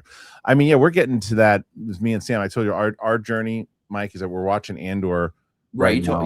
Yeah, and then we're going to do Rogue One, episode 4 and 5. Then we're going to jump to the prequels. Then we're going to jump to episode 6. Then Mandalorian season 1, 2, 3, and then Mando and Grogu. And then we probably won't watch the new movies until next year. Yeah, try to avoid it. Jessanino, Chris got a yapper and a dictator on the crew. That's hilarious. Right? What's that? So Roka declared himself that he wanted to be a dictator yesterday. Oh God. You have declared that. Well, you know why, Roxy? Because I'm racist. That's why. I don't know who the yapper is. Roxy? Maybe. Yeah. Dancing Dog 60. Sopranos prequel film is lackluster, in my opinion. I forgot about that. That's another one that should have been a series. They should even if he didn't want to do TV again, he should have just done a mini series, and they should have focused in on Michael Gandolfini as young Tony. Nathan Drake, whatever happened to Sasha Perez? She seemed feisty. Her and Miri were friends, right? Yeah, they were friends. I'm not sure. I know she's been doing writing and stuff, and I think she got a couple things produced. I think she's like, I don't know if she's part of doing a show or what if she, but she's a very talented writer. All right, Dancing Dogs. Horror is hot right now. So could a horror film now even reach $1 billion? Jaws was a blockbuster and adjusted from 75 today to make it $1 billion. I don't know, because again, they don't go for those numbers. Yeah, and they don't have the. Yeah, that's not what makes it a success. So I think, is it because you need a wider audience to hit that? You got it. Your horror audience alone doesn't get you to $1 billion, right? And horror's that's a very specific genre. Kevin Smets, there he is. Hey, you guys, boy. Mike's a legend, and here is why. Oh no, what is this going to be? On H first says Whalefall looks sick. Tony going to be nugged. Yeah, people keep talking about this Whalefall trailer to check it out. There he goes, Kevin. He was Indiana Jones and Optimus Prime. Who else can effing say that? It's true. Smets game for you, Mike. One's got to go from your theme park resume. Indiana Jones, Norman Bates, or Optimus Prime. Oh, Bates. You would get rid of Bates? Like, as in, like, my resume? Yeah, of the three. That was like your main thing. It's my main gig right now, but like if I was still in Orlando, I'd probably be indie still a bit. Like Indiana Jones, like I tell people that story, or like it was funny the other day because I do the Lucas one. Well, I tell that story, but like I was just sitting down, or because I do a thing at Universal where I'm a Jurassic type character with a fedora. And wherever I walk in through a crowd, people are like, Indiana Jones! Or people see me and like, do you ever play Indiana Jones at Disney? So that's cool. It's a great show. It's such a great fucking show. Are you kidding me? Smets game number 2. KO, if some of your theme park characters fought on the Universal backlight, who would win? Indiana Jones, Norman Bates, Jack Sparrow. Have you played Sparrow also? I have. Zorro. I showed you the picture. You did. Zorro, Waterworld bad guy, or a raptor trainer. Mike is a legend. There you go. Look at that. Well, I'd say Indy's gonna take the cake on all that. He's the best fist fighter out of all of them. Yeah. Ron H. Thank you, Kev. There are a plethora of great-looking films coming in that way as well this summer. Let's go. Bubba, Fruit. We're putting on pants and going. Okay. Mike Joyce. Saturday was rough. I had a cavity filled and then went to see He-Man. At least the dentist appointment was over faster. Boo. He gives him the middle finger. Dancing Dog 60. Jaws wasn't rated R. It's PG rated film. Yeah. Did you say it was R? It's not R. I didn't say it was R. Yeah. Who said it was R? I don't know. Maybe he did in his first question. Yeah. No, it's not. It wasn't rated R. No, there wasn't rated. Oh no, there was rated R, but that wasn't rated R. PG-13 didn't come in until 84. But no one said it was rated R. GoPal. The last couple times I used my dad's disabled parking pass when I went to pick up my 70+ aunt up from her doctor's appointment, so she wouldn't have to walk as far. How do we feel about that? That's not the same. That's not the same. Because you're picking up someone who does need it, and you have the pass. Yeah. Like, I mean, here's the thing. I see it all the time where someone's got a parking pass and they get out of the car and they're fully able, but I don't know their disability. So you're never going to say that. If I saw no idea. If I didn't know GoPal and I saw him pull up in the thing and he's got it and he has a pass and he looks and he walks out, I go, this guy's walking fine. And then 5 minutes later, he comes back with a 70-year-old aunt and she's struggling. I'm going to feel like an asshole for thinking that. But here's the thing, and this maybe is why my brain is Curb Your Enthusiasm. If I got a parking pass, like in this situation, and I get out of my car, I'm faking a limp. I'm faking something to get someone. You're going to see me hobbling into the fucking place. No, that's right. Next time you do that, just limp until you get your aunt. And then once you get it, you can walk fine. Exactly. No, I'd keep the limp. I would carry the whole fucking the all the way through. The charade would be fucking carried. I'd like pull my legs into the car. Yeah, if your aunt's hunched over, just mimic the hunch. Yeah. It'd be something. Yeah. Ron H. Still praising Motu. Release your swords, fool. There you go. Ron H. That's right, buddy. There you go. Dragon Breath Walter. Smash asking Smets games to KO. I love it. Reminds me to ask, but not trolling, but curious. What was the biggest blunder? Don't tell Peter or Flash? Ooh, let me answer that one. Oh God, I know what you're gonna say. I know really what you're don't gonna know. say. I really don't know because they both, and again, I don't want to spoil it for people who haven't. Okay, I'll say this. From story perspective, I would say Don't Tell Peter was better. But from a what could have happened in the Schmodown, the Flash neither of them was better. Neither was but better. like because what was not the saying bigger better, point? but like the Flash is like I could have gone on to be the triple belted with that Flash. I think Flash was the bigger blunder because here's another reason why they both knew the movies like well. Yeah. And but Gordon's one of my favorite movies of all time. Yeah. And the fact that it was that did that to him, that one. Trey Porter, favorite year when Spielberg dropped 2 movies in 1 year. 93. Let me see if I can guess how many I can guess. Hold on, let's see. Let me see. I want to try if I can do these two. Okay, so 93. The 93 we can both get one. I know both of them. You know, okay, so it's Jurassic Park for 93. And a completely opposite one. Completely opposite. Oh, it was Schindler's List. Yeah. Yeah. 97 is Jurassic 2. And oh shit. What was 97? This is a good Schmodown question. Holy shit. Hold on. Jurassic Park. He was in his heyday of movies. Not Hook. That was earlier. He didn't do Hook, did he? No. Did he do Hook? Yeah, he did Hook, but that was 90. Yeah. That was like 91. 94, 91, yeah. 91. 97? 97. Let's go on. We'll come back to that. All right, 2002. That's Minority Report. Minority Report, and what's the other one? Oh God! Shoot! Oh shoot! 97. Son of a bitch! My favorite Spielberg movie of all time. Saving Private Ryan. Saving Private Ryan. Oh fuck! Wait, so then 2002 is that Amistad? I would say that was 2005. Well, that's War of the World. What year did? Let me see what year. Minority Report and not AI. Let me see. Oh wait. So wait, that's 3 movies in 97.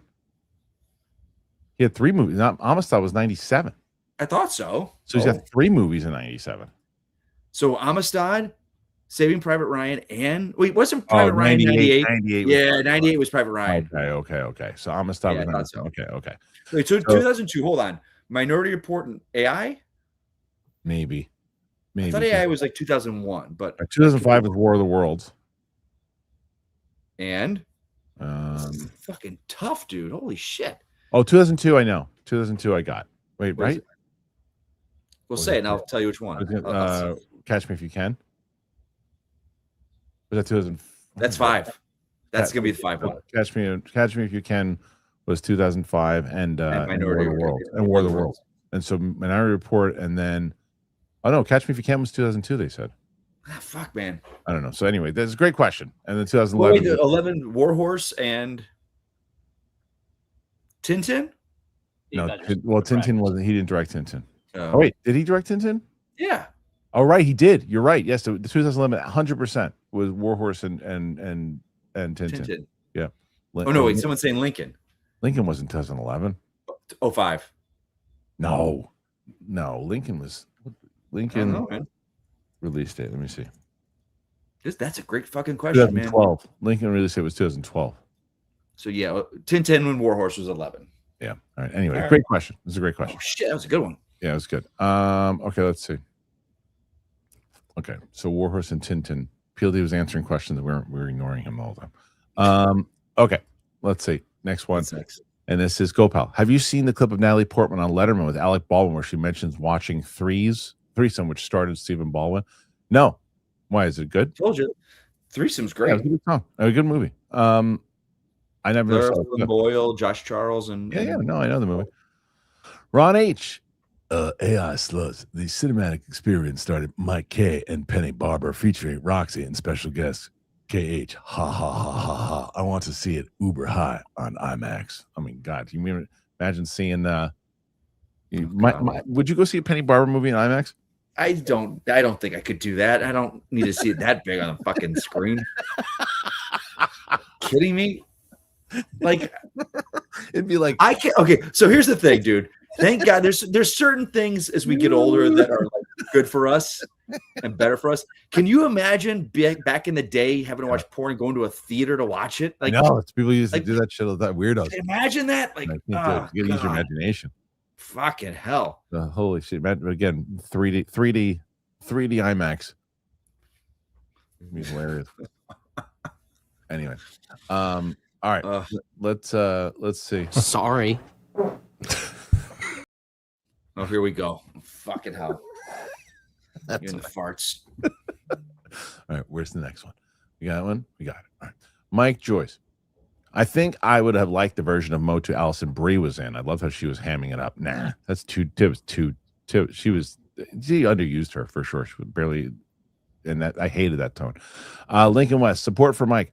Also, new KOTOR video from Smets today. Yeah, I know. I shared it on my story. He did. I know you're not an AI guy, so he did this version of with Kate, he put Kate Beckinsale in Knights of the Republic, and just like some it looked pretty solid. All right, let's see next one. Jared, holy crap! Trailer for Whalefall just dropped. People are loving this Whalefall thing. I didn't even know what the hell it was. I don't even know what it is. Yeah, Mike Joyce, give challengers a chance. It's fantastic. It's not the kind of movie you think it is. Armada, can Mike sound like the lead singer of Creed? Did you watch? Were you there? You were there when they were coming up in Tallahassee, right? Creed, yeah. Did you ever see that? Was it Sweet Shop? Where did they used to perform? There was Potbelly's. What is it? I think the Sweet Shop was one of the places. It was the one on what was the main Tennessee Street? Tennessee Street. Tennessee Street, and so Sweet Shop. I think it was the Sweet We Shop. had a lot of bands back in the day that were coming. I remember them. I remember them when they just started, and people were like, yeah, they're gonna break out. And then I remember seeing them everywhere. And then I remember them performing. It was hilarious. Is that the hey? Yeah, that's just the name of the song. It's called Hey Hey. Yeah. Hey Hey.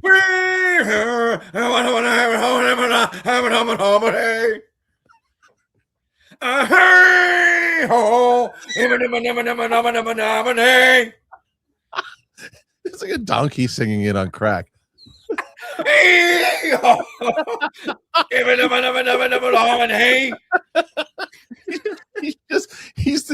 the loner. Everyone else is supposed to be eating grass, and he just wants to break through. The donkeys are still pissed off. They're like, it worked for Rudolph, not you. They're just turning around like oh, it's great. All right. Nice. Is that actually him? That's great. Isn't that what he sounds like? That's not John, is it? Who? I don't know. Is that actually John? I don't know. But my eyes are crying now. Yeah, is that it? Yeah, John, if that is actually you, I agree with you 100%. You know, the problem is that they just didn't they didn't use her right. She was in a different movie for sure. And I just when you're coming off of what the dynamic in even the 80s cartoon, or the dynamic that was Beastman had that thing where Skeletor would really degrade him the whole entire time. Come on, Beast Brain, and do it. And he did that for a little bit. It was two different tones, the movie. There was a silly, goofy step of even almost at Love and Thunder, but not there. Mixed with a really great, amazing fight scenes that were too violent, with sexual humor that kids should not be watching. The Fisto joke, the big dick jokes. It was like 5 different movies in like one movie. So, all right, next one. But yeah, I would. Apparently, it is John. So I would love to talk to you about that movie, because I was disappointed. All right, let's see next one. So remember John Carter in 2012 had a budget of $250 million. You got to ask what was the thinking for that one. It's crazy that a $250 million budget movie in 2012 happened with an actor, Taylor Kitsch, that they were able to get that together in the first place. That's a pretty crazy budget. But I'll say this: that movie's not bad. Have you seen that movie? I love John Carter. That's a really good movie. I think he's completely miscast. I think he is the wrong guy, but that wasn't the problem with the film. He's not the guy for that movie, though. I'd like to revisit that movie. I remember seeing it in the theater going. I mean, there's a lot of like the girl. God, what's her name? I couldn't even tell you who's in it. Well, the character is Deja Thoris. She was miscast as well. Lynn, I think her name is Lynn something. Lynn Lewis. No. Fucking Lynn Lewis. Lynn Lewis. Hey, you guys seen that new Lynn Lewis film? It's like she's Olivia Wilde's sister looking thing. Yeah, I don't think I care anymore. All right, next one. Lincoln West. New trailer for Zelda Ocarina of Time remake released today, too. Can't wait. LOL. Also, Mike, you got to go on Smets games one day. Fans of you both. Yeah. Smet, I thought that Smets only was able to do Wednesdays, but he was like, I want to come on and do games for other people. I would love that. I'd love to see, we can make good clips out of those, too. I'd love to see Mike play some of those games and everybody. So that would be great because Smets will be on the show tomorrow. And then Thursday, Chris will be on. So it's we got a whole shebang happen. Don't answer this. Nathan Drake, Mike, who did Roca hate in the Schmodown? Yesterday they tried to bait him and see who he was. They asked, hold on, he got those numbers and he didn't answer the question? That's some bullshit. No, because they weren't. That wasn't That's the main question. Bullshit. That wasn't the main question. They answered something. He's like, and whatever it was, he said he would throw potatoes at somebody in the Schmodown, but he didn't say who it was. Fuzzy Bubbles. I hope Starfighter doesn't eat it. I'm getting some water. Keep going. Well, it's good. Thanks for being here. I don't think that it would necessarily eat it. I don't think it would eat it. I just think that it's got to. The problem now. Look, the brand with Star Wars it's damaged. It's been damaged, and the Mando and Grogu doing what it did has further damaged it. But they can't just settle on Starfighter for it made like $20 million overall. It made its budget back and it made 20. It's got to be a big hit. It's got to get people excited again. Or you have to design the tone. You can't. You got to design the tone. Redesign the tone. The problem is, like, Marvel's in a good spot where they're going to hit Spider-Man. That's going to hit $1 billion. They'll hit Doomsday. That'll hit $1 billion. Even if they're not good, they will.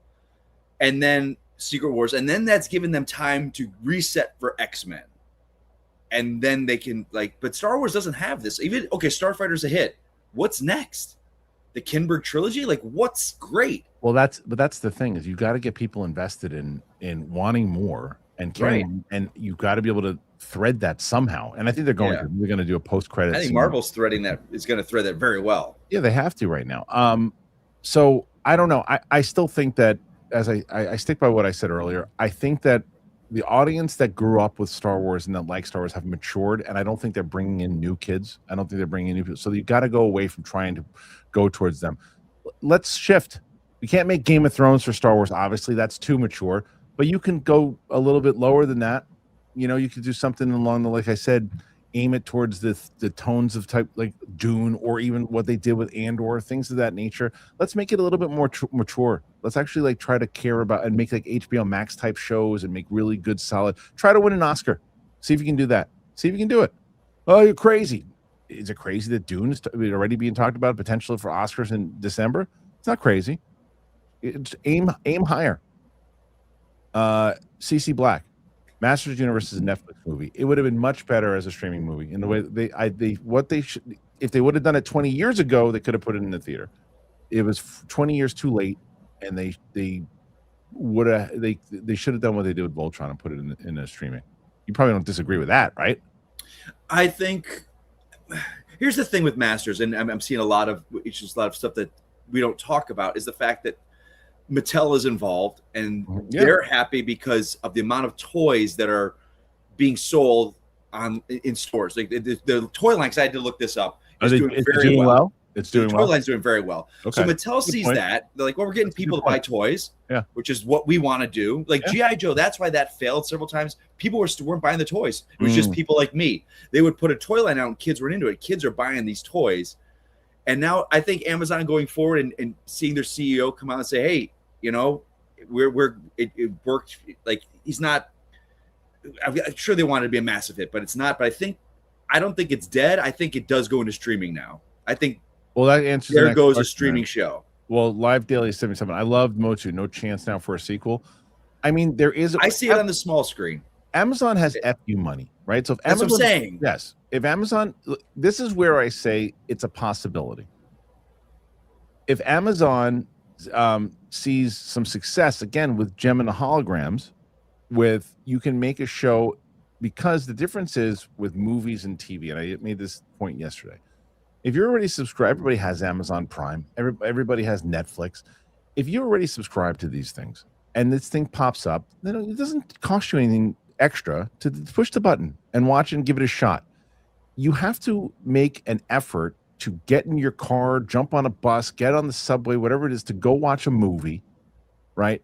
Spend the money on the movie, extra money that you wouldn't have spent on the movie.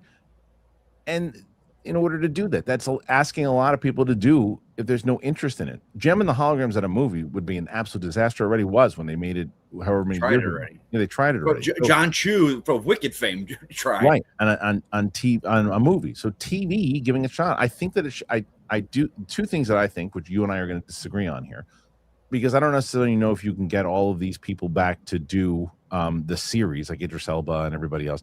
I think you reboot the whole damn thing and you go more like a tone where you can get more like Dungeons and Dragons, which I thought this was gonna go, because Dungeons and Dragons had a lot of good emotional moments and had some funny, lighthearted moments and had some good comedy. That's what this movie should have been. Instead, they went too goofy and they just destroyed any emotional. I disagree.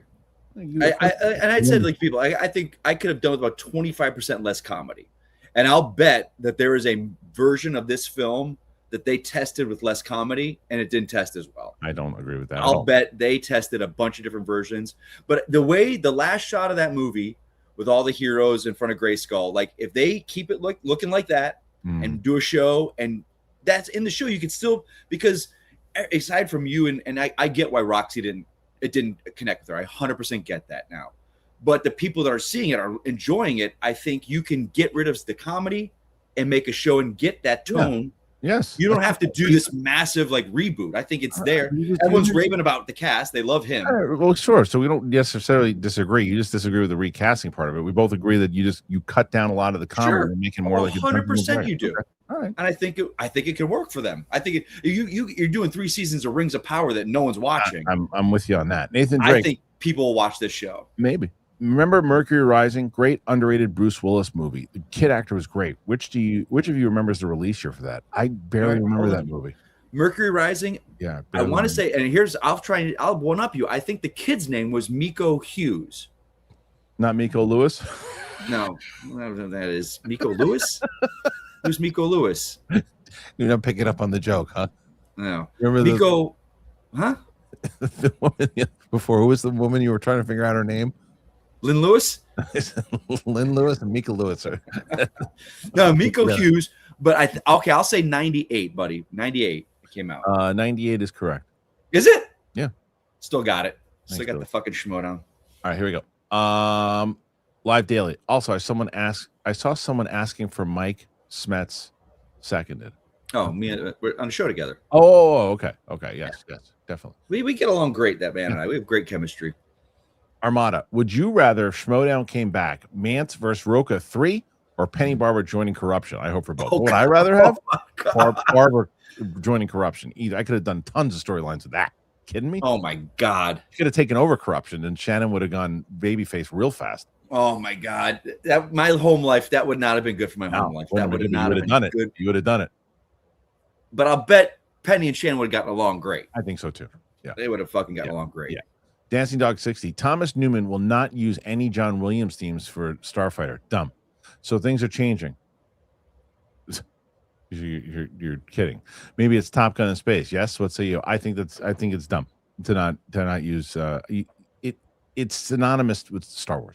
Like that's like rebooting Indiana Jones and not having his theme. It's you want people to connect with Star Wars. You don't have to continuously use all of them, but the brand new, let's come up with new themes for Star Wars. Sure. But again, I use this all the time. Use what the Kiners are doing. I love Thomas Newman. He's one of the best of all time. But he's like, I'm going to do my own thing and I'll come up with some new themes for him. And great, come up with new themes, but add a couple of the old ones so people go, yeah, this is Star Wars. And you feel that thing. It's been established.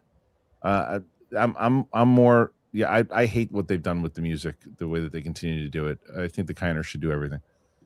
Mr. Reyes, Christian, tough game yesterday, but Sirs were bound to get at least one. I got Knicks in 6. Well, tomorrow's the big one. They got to win tomorrow. Let me ask you. Okay, so let me ask you this, because I was talking to Shannon about this. Here we go. She thought if the Knicks won yesterday, it was over for the Spurs. Why? Definitely. And you're saying the Knicks got to win this, or why is that? It's Well, still not out of it. No, but it's very hard. Well, the reason why Shannon was mental saying thing? that, no, not yes and no. One of the reasons why Shannon was saying that is because home court advantage is massive, right? Because you're in you got your energy, all your fans are there, and so when you're home, you're just pretty much gonna guarantee to win at least one or two of them, right? Yeah. So the Knicks won both of the games at San Antonio, which they didn't. Right. People didn't think they would win one, and they won both. And so then they went going back to the Garden, which they play exceptionally well at, and they play really well at the Garden. So it's like the Spurs winning. If they would have lost third, basically having to win one more with that kind of momentum, Shannon's probably right. Now, if they lose from asking me my question, why I said that, if they lose 2-2, they lose 2 in the Garden. Not only is that the same thing that just happened to the Spurs, the difference is the momentum will shift dramatically. And the Spurs will have just stolen 2 from New York and now going back to San Antonio. That's not carrying that way. Yeah, so it's interesting. So we'll see. Nathan, didn't Tarantino say Gremlins 2 is a masterpiece? Did he? I don't think he said that. Doesn't surprise me. He's got as much as I love him for his directing, he's got some shit taste in movies. Tarantino's opinions are like Bibiani's opinions on movies. Fair. What the fuck are you talking about? Yeah, it's fair. And they both. Tarantino's like, did you see that Gremlins 2? I love Gremlins 2. Yeah, both of them articulate their points pretty well, and you're like, wow, I can't believe that's a perspective that I didn't ever think of. But I'm like, but I can't believe anybody would actually even say that. Bobby, will you be doing a trailer reaction for you? You looked like you were one of those people off to the side, like doing the translation. I did. Yeah, just now when you're talking to the guy with the all right. Will you be doing a trailer reaction to Whalefall? I listened to the audiobook last year and looking forward to seeing it come to life. Bobby, I didn't even know what it was until about 15 minutes ago. I didn't even know it was a movie. So I don't know if I'm going to do should I do a reaction to it? I don't know. I'm not sure. Does anybody care? Ron H. Starfighter should have a space volleyball scene. Sure. Ayoshi. Kristian, do yourself a favor and watch Chernobyl. It's good. I hear nothing but good things. It's true. Is nostalgia dead? No. Dancing Dog says, last Ghostbusters underperformed. But the first one didn't. Mo2 tanked. Has Gen Z finally said enough, old man, 1980s rubbish? What do you guys say? No, this is the same thing that I said the other day. And I'll probably have to repeat this a million times over. Nothing is truly dead. And as I said, Usual Suspects with Kevin Spacey sequel, that's probably dead. That's probably dead. But again, never say never. But dead means that no one has any interest whatsoever of seeing it, and there's no reason to do it at all. There are, and it's also a matter of take. People would have said certain things. These remakes, they're not working. I use Karate Kid, I use Cobra Kai as an example all the time, and I was one of those people. Why are they doing a Karate Kid TV series? The guys that did Hot Tub Time Machine, and it was great, and they put love into it. Anything, if it's put with love, it's the right take, it's the right director, it's the right cast, can work and get people excited again. Not easy, but no, it's not a Western. There's another great Western out there. There's another musical out there. They're not dead. It's just a matter of what's the take. I mean, look at Creed. Creed was an example, right? Creed was an example of, I don't want to see Rocky anymore. And yeah, there's 3 Creed movies now. CC Black. I think X-Men with Sadie can be the next big thing. Get your money with Doomsday and Star Wars and Secret Wars, sorry. But everything should be X-Men. Young people will watch X-Men. I've been saying that for 3 years. 100%. They stop with the side movies and everything else. Just focus on the X-Men. You do the big old X-Men movie and then do spin-off movies for the people that become popular. What do you think, Mike? I don't know if I agree with that. Okay. Right. But I see they say Sadie sync with X-Men Bix's thing. I think they thought the same thing with Sophie Turner and the X-Men, and look how that turned out. Ron H. No more voice. Oh, I can do it for you if you want. No more voice, Kristian. Throat might be sore from all the Abe you sing. Voice had tinges of Nolte. Watch 48 Hours and another 48 hours. No, Nolte's deeper than that. No, Busey doesn't hurt my voice. Nolte does. He kind of goes down more on this level. Tommy, what are you talking about? He goes like, come on, Tommy. He's like, what's the Tommy and what's Joel Edgerton's character's name in that? And freaking no, but he was in. He was like, and he was in the Hulk, but he was just like, yeah, I can't do it. You did after. But he talks about it's Tommy. Tommy comes in and takes my workout. Give me what's Joel Edgerton's character's name? I don't know. Let me look it up. Yeah, they'll say it in a second. Okay. But it's shoot, and I love that movie so much. Tommy and shit, what's his name? Brandon. That's right. That's what it is. Brendan. Come on, Brendan. Let me see the kid. Oh, Brendan, come on. And he goes so deep. He's like, and he's doing the freaking Moby Dick. You son of a bitch! He goes so deep. Tommy, come on, Tommy, God. So yeah, that already is hurting, but Busey doesn't hurt. No. All right. Ron H. Guys, Hollyweed. Oh, sorry. Guys, Hollyweed. It's only 30 minutes. I am the Pete. Mr. Reyes, take me back to the 2019 Star Wars Chicago celebration. That was Star Wars fandom at its peak. It's unfortunate how the brand lost its way. It was, I mean, look, we're still in a place at that point because, Last Jedi had come out and people were divided and they wanted that movie, Rise of Skywalker, to be really good. And what stole the show, that celebration, was actually the preview for Mandalorian. That they showed the Mandalorian. I remember being the one part. I think Riley and Ken weren't stoked on it. Ken didn't like it, and I was like, I think this is that to me looks like they kind of capture what Star Wars is again. I hope that that's what Rise of Skywalker was, and unfortunately it wasn't. But yes, that rhythm. But the good news is this: if you were a Star Wars celebration person and you go there, PLD, are you going this year to LA? You are, okay.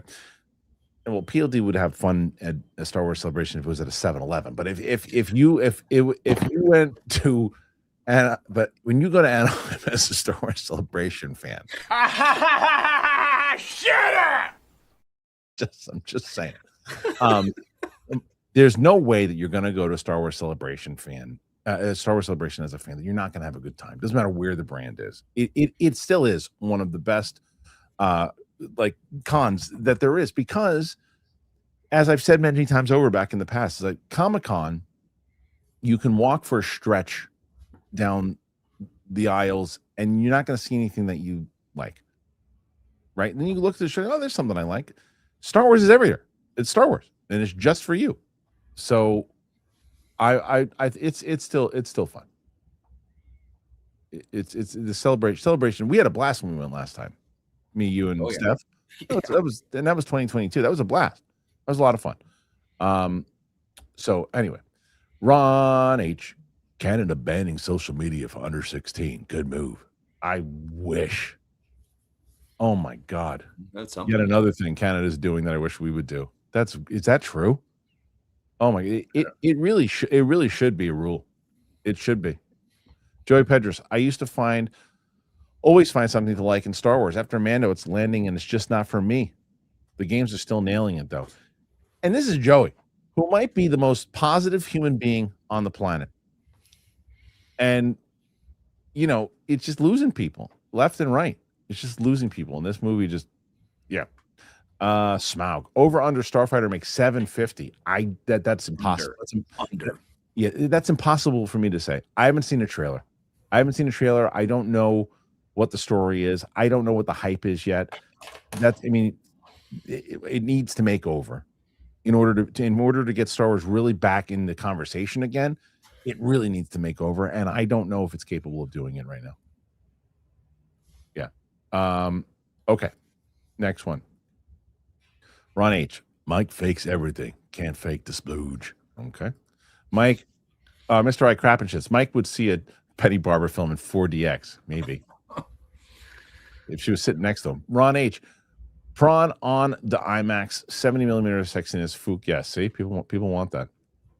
Go, pal. I'm concerned. I can tell Mike is doing even flow. It did sound like Pearl Jam. You were doing it. Even flow. Michael D. Look at that picture. It's ridiculous. Mike, please sing more Pearl Jam. Is that the same one? Oh, God. Yeah. It's really good. I love the fact that it's like mini you in that thing. It's even better. Go pal. Edgar Rice Burroughs should work for adaptations, but I think it comes off as derivative because it inspired a lot of stuff we know better. Yeah, I mean, a lot of what we see is inspired by him, but people don't know those early things. Yeah. Ron, I'm the eldest of 3 brothers. I is Ron. Next is Jeremy. Last is John. Ron, Jeremy, John. Is that all true? It's sexy, hairy, rhymes. We are the trinity of film, TV, game slobs. Ask what you need, but prepare to pay. I'm convinced that it's actually Gary Busey that is doing it. Smog, curious how Andor performed in Disney's view. I think that season 2 probably performed for them in the way that they wanted to, because the first one was nominated for certain things. There, as we mentioned, with One Battle After Another. You look at, I always use that as an example. One Battle After Another. Okay. The budget on that film was between 130 and 170 million, right? So let's say 150, say 150 million, right? So close to about just around. You probably needed about 300 million to break even, and it made 213 million globally. So it lost money. It won everything. So there are times you take risks, saying, "Okay, look, we're going to spend this kind of money, but the amount of clout we're going to get from this, the amount of prestige we're going to get for the studio, for the films, for everything. Do we take the shot on this? Let's take the shot." And it was a gamble that paid off. And I think the same could be said for Andor, where they didn't win a bunch of things, but they got nominated for a bunch of stuff. And it gave Star Wars clout that it was missing. So to me, if I'm Disney, I'm looking at that as a major win, because it's one of the few things that is kind of revered by critics, fans. I don't know, Mike, how do you take it? Yeah, it's a great point. I didn't realize it just made that. That's crazy. Yeah. Like, people are still talking about that to this day. Like, that's crazy. Bobby just put you in your place. I haven't seen the finished product yet, but the test version of Motu that I saw had a lot of comedy. There you go. And he saw it a long time ago. That's what I'm saying. There are different test versions. That's what I'm saying. Yeah, you're saying he probably didn't have comedy in it. He saw one, he said, a while ago. Numbnuts. What did I fucking say, numbnuts? I said nothing. I said they probably tested it. Where are you going? Why'd you do that? Shut your mouth. And that's what, Nathan Drake. I like Lone Ranger more than John Carter. I'm nuts. Yeah, you're definitely nuts. You are nuts. It's a terrible movie. Ron H. Need a strain. Call OK Holy Funk. Mike, me, please stop. I have not found it yet. Is anyone Bueller? Christian Bowles? Anyone? Fook. That's going on with this guy. Remember, it's not all me. It's me and the strain. All right. Armada, the new Coke crack donkey. That was the best. Dobie 06. Late to the party, but I just finished Mall. Amazing storytelling, but the visuals especially were off the charts. I mean, I see what you mean, Kristen. I love live action sometimes. Appreciate all you guys do. I'm surprised you haven't watched this yet, Mike. It really is incredible. It's really good, and it's shorter episodes. It's to me like one of the better things that they've done in quite a while. And you know that I wasn't looking forward to that show at all. Do you think Filoni had anything to do with it? Yeah, I do. I think he's brilliant in animation. Okay. I think he's brilliant in animation. I think that's remember when we were talking about who was going to succeed Kathleen Kennedy, and I said it shouldn't be him. He should be running animation. He's brilliant in animation. He's brilliant in animated storytelling. He's brilliant. He's a really good artist. I don't want people to think that I don't think the guy's talented. I think he's immensely talented. I think he's a great storyteller. I just think he is the absolute wrong choice to be running this brand. Especially you look at he is also very responsible for Mando and Grogu. Very responsible for it. I don't need to hear the Kathleen Kennedy side of it. He's very responsible for it. Ron H. I want a S'wars Trek Dune Battle Royale with cheese. Sounds pretty good, actually. Armada, have you all done D-Box? If that was in the 70s, ow. No, this Mike just thinking about it. No, I haven't. I haven't either. No. Go pal. Gilroy just picked up a Peabody on Disney's Air. Did he? Peabody Award? Did he? And this is the last one for now. Oh, no, 2 more. Armada, I need Ray Longo in these Star Wars writers' room. I would pay money to watch that. Where if he doesn't like something he like, he'd be like, nah, I'm done, and walk out. It's the best. So Ray Longo is essentially, I mean, you know the Rocky movies pretty well, right? Yeah. So Ray Longo is essentially Matt Serra's Mickey. Like Matt Serra won the UFC welterweight title in 2006 against arguably the best fighter of all time, George St. Pierre. And Ray Longo was like Matt's Mickey. He's coached many MMA champions, and he's great. We've had Ray in many times, and I love Ray Longo. He's just such a great character, and he's a good person in general. So he comes in, and him and Matt just have that kind of relationship. Ray was sitting on the show, and you can see it. It's on one of these episodes, and talking to Matt. And Ray just decides he doesn't want to be on the show anymore. He just gets up and leaves. And Matt goes, "Where are you going?" He's like, "I'm done." He goes, "You're leaving the show?" He's like, "What the hell's wrong with this guy?" Just leave in the middle of the show. It's one of my favorite moments of all time. It's great. Joey Pedras, any predictions for Disclosure Day box office? Now that's a great question. Overall, I don't know if it's going to make money. I think it'll do about 35 to 40 opening weekend. I think it'll. What it cost to make? I'm gonna guess and say 140. Let's see. Disclosure Day box office. Oh, sorry, budget, not box office. Can't find it yet. There it is. So right now the budget is 115. That's not bad. Okay, it's not bad. wow, that's great. Only need to it's got to get close to 300 million globally is what it needs That'll to make it. potentially. This is the last one for no. That's not true. Smaug, get Penny Barber and Mike to host the Kristian Harloff show for a day. Call it PB and MK sandwich. The Barber probably will be doing most of the talking as Mikey tries to untie his tongue for the episode. I can certainly reach out to her to have her try to do a live show. Go for it. Just the three of us. We should just talk movies. Yeah, because she was like her I don't knowledge know half the movies she was talking about. I was like, what she's are like these? a major film nerd, but very obscure movies. Weird. Yeah, like European stuff and other things that just like a lot of foreign films and things. But like, I think we should talk about those kind of movies. I'd love to have her on again. She was great. She was just fun to talk to in general. Saw some imbecile. Well, I won't get into it. Forget it. Tell me off air. Yeah, it's fine. Ron H. Felt them. My nuts are numb, shriveled. Yes. Okay. I guess that's the last one. That works. 77.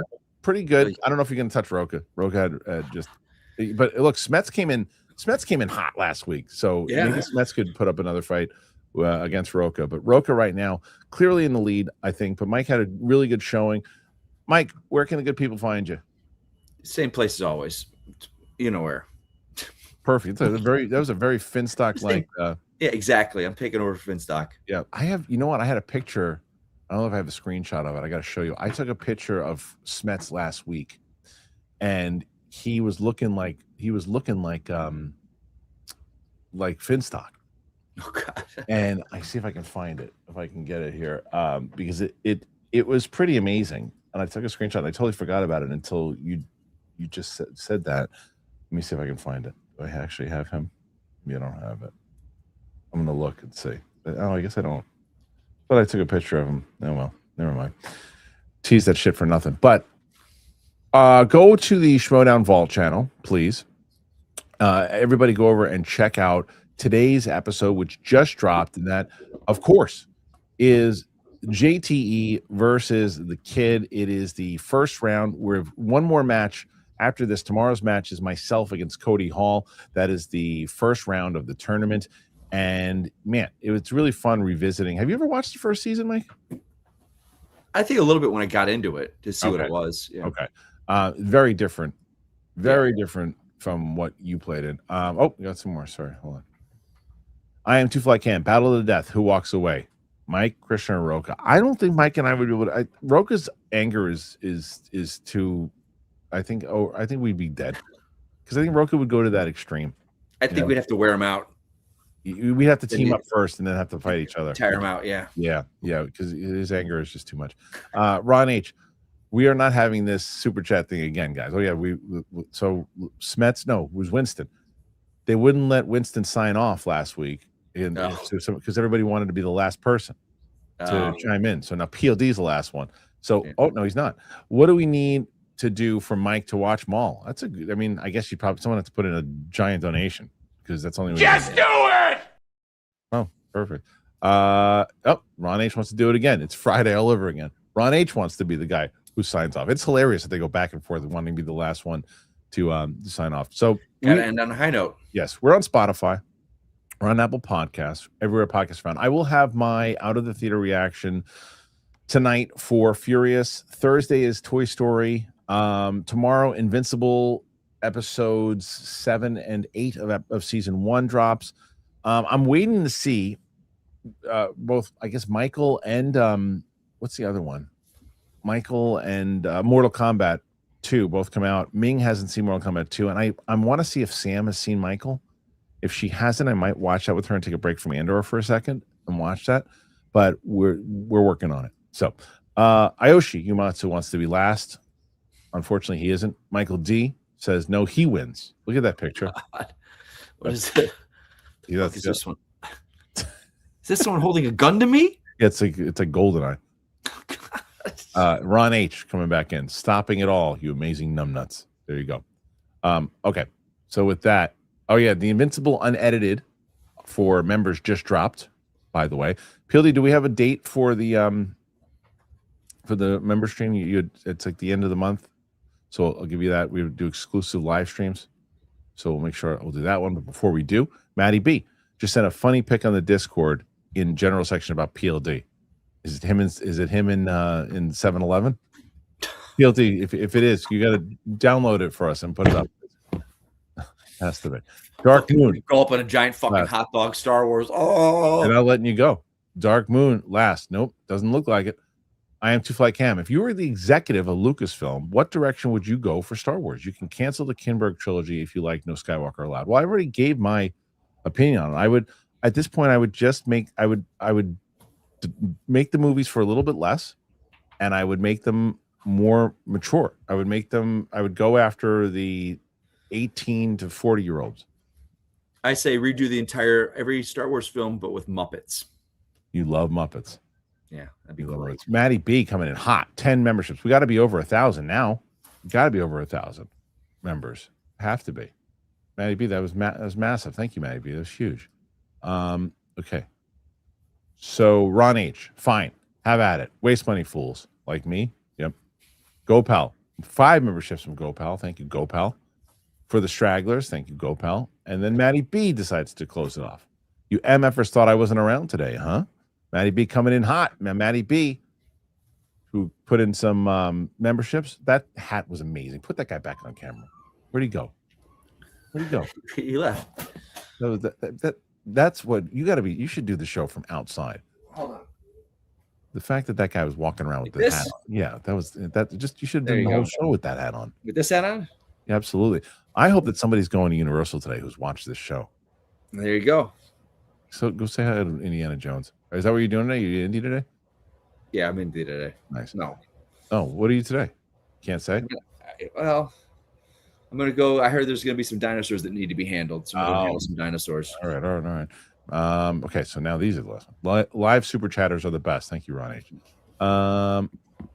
John Patricia, Krista, have you got your Danhausen Knicks shirt? Now, I'm not a big Danhausen guy.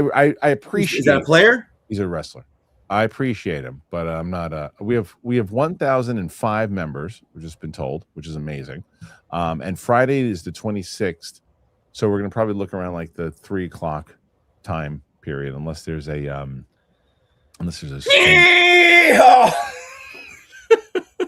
really good. We got to clip that out today. I'm sure people do that. I wish. The other goats in the background. Not goats, donkeys. Yeah, just like this asshole is at it. This ass is at it again. The ass is at it again. Perfect. Ron H, mystery dude and BG for the win. Nope, didn't get it. Truly, I feel that fight at Snake Mountain was the best hand-to-hand combat in years. That was awesome. It was. Dude, I'm not going to deny that fight. The was fight awesome. Scenes in that movie were great. Fucking great. They were great. Like, they were great. Great. Also, that stunt team killed it in that movie. It was great. Also, Battle Cat had me cracking up twice at the end of the film. There's something that they did with Battle Cat that I wish they would have done. There's something they didn't do that I wish they would have done. Ayoshi, so are you and Sam doing Star Wars stuff until 2027? Well, no, Star Wars 2027. And we're only doing. I mean, Rogue One will probably be this month, probably land. Then you'll probably get episode 4, episode 5, 1, 2, and 3 in June or July rather, and then the rest of it will probably be August. We'll probably be able to clean everything out, and then I think we'll start the X-Men movies. We'll probably get to Zack Snyder's Justice League for sure, and then we're gonna get the Harry Potter movies as well and X-Men movies. So that'll probably be the rest of it for sure. All right, we got more. All right, so what happened? Let me see. Let me get to, oh, here you go.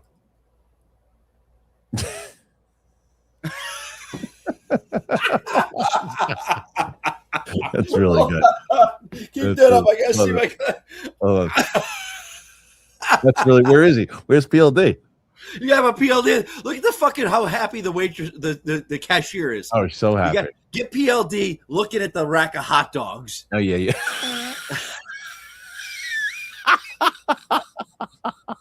You know, there's like they're all burned. He's got a hot dog and a lightsaber. And it's all burned, and he's like pointing at one. You're like, what's that one? I know. Listen, can a bitch be whimsical, y'all?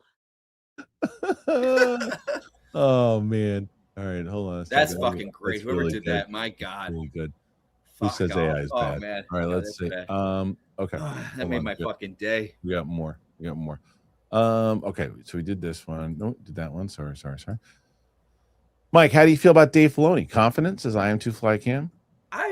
I've never had an issue. I don't know, like Harloff's much more invested with him and know like his work and whatnot. Like I think he's in the vein of Lucas, where Lucas is such a good visual storyteller, but I think he gets from my experience of the things he's done, it's very insider baseball.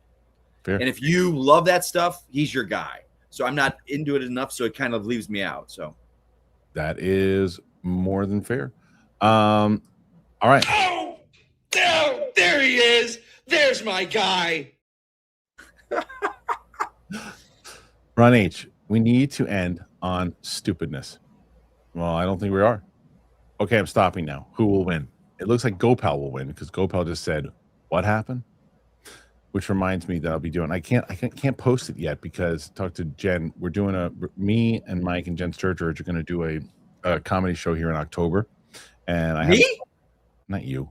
Jen, you said Mike. No, not you. You said Mike. No, not you. Ellis. Me, Ellis, and Jen will be doing a show in October, and we have the poster already, which is good. But we don't have the tickets yet up, so I want to wait to show the poster before we do that.